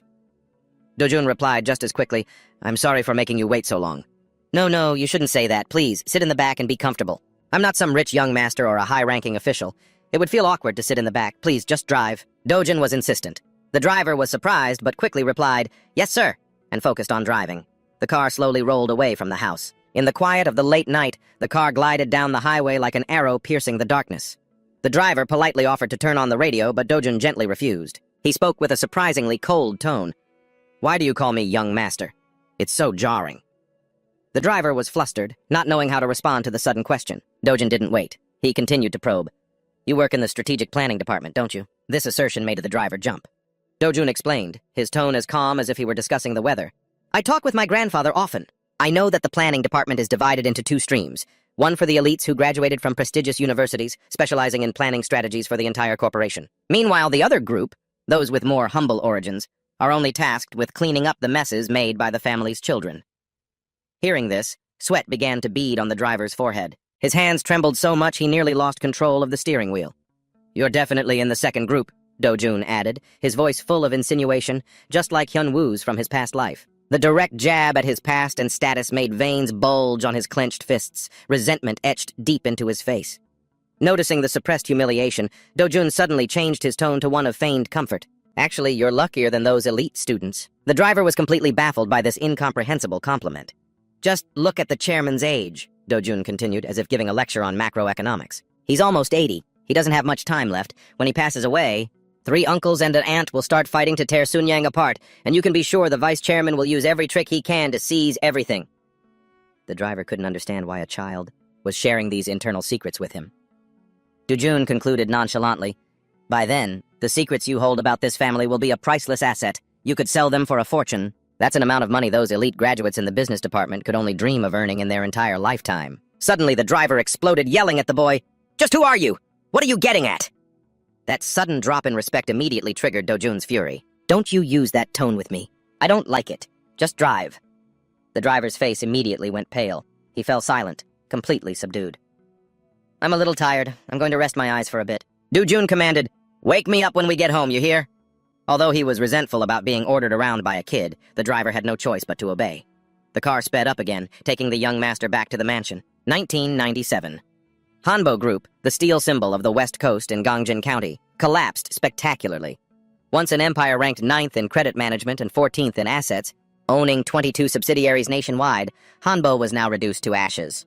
Over 70 financial institutions, including specialized banks, were also dragged into the dangerous vortex. This season, the predators are heavily wounded. The fight for the prey has officially begun. In the chairman's office, a suffocating atmosphere filled the air. The chairman thoughtfully repeated a number. 2.37 trillion won. He then looked around the frozen meeting room. "Is this number accurate?" The dead silence angered him. "Is no one going to answer me?" The vice chairman hurriedly spoke up. "It is accurate, sir." The chairman continued his analysis.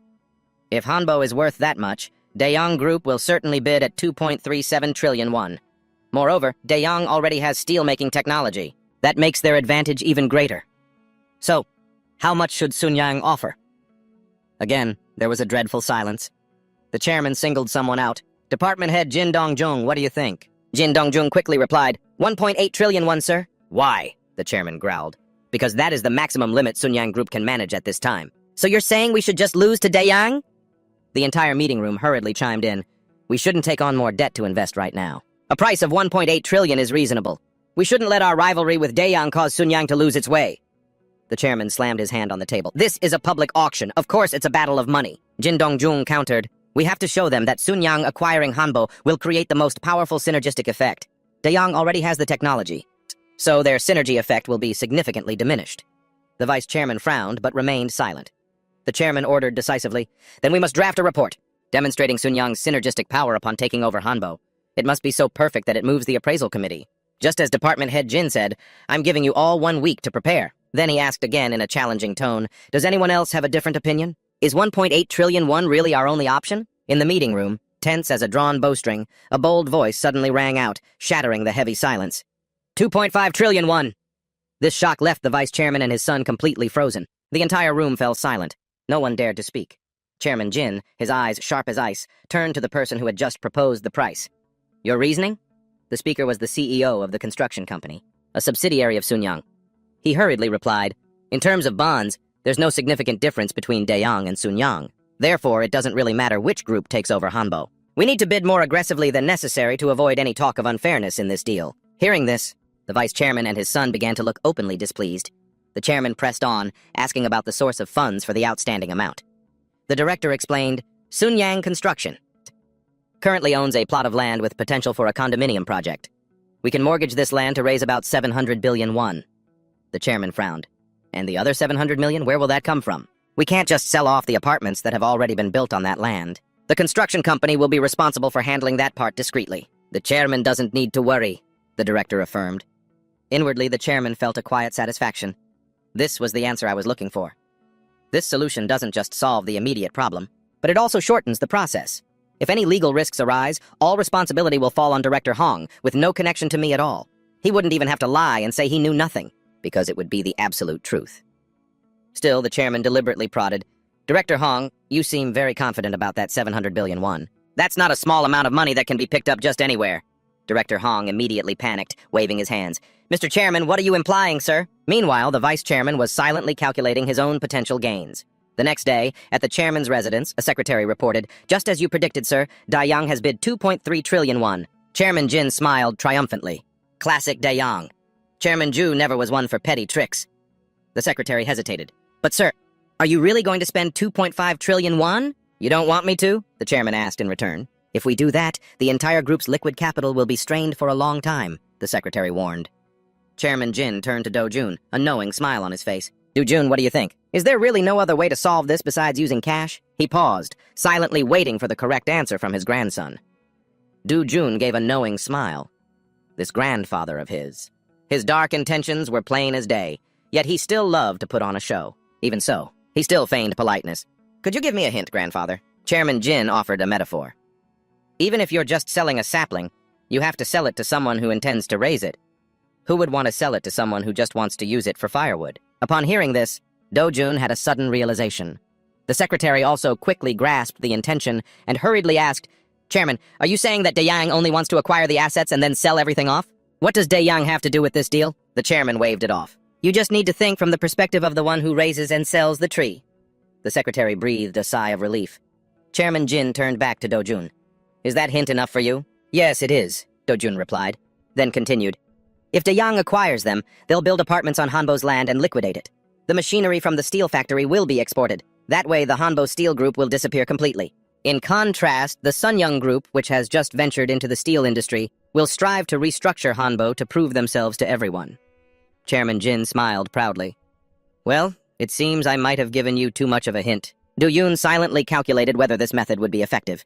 Dayang's network of connections was very strong. Even if their ultimate goal was to liquidate Hanbo, many people would still support them. He pretended to ask again. So, grandfather, how much do you think we'll need to spend to acquire Hanbo? Chairman Jin was a little surprised to have the question turned back on him. He gave a casual laugh. 1 trillion won plus $1 billion. We don't have any more than that. The secretary immediately tried to intervene. A difference of 500 billion won is too great. Mr. Chairman? Chairman Jin was resolute. Just go find some really good bait. I'll cast the line myself. Du Jun deduced that the good bait was the media. The most effective tool for creating bait was the press. He immediately thought about leaking the story. The newspapers and television stations would have to run stories emphasizing the need to save the nation's backbone steel industry, creating public pressure on the review board. But then he questioned himself about this selfish old man. Isn't a 500 billion won gap too dangerous of a gamble? Just then, the image of an old fox appeared in his mind, and he heard the chairman's words echoing. Just you watch closely and see how I'll handle this. See how I make use of the very employees I've painstakingly nurtured for the past 15 years.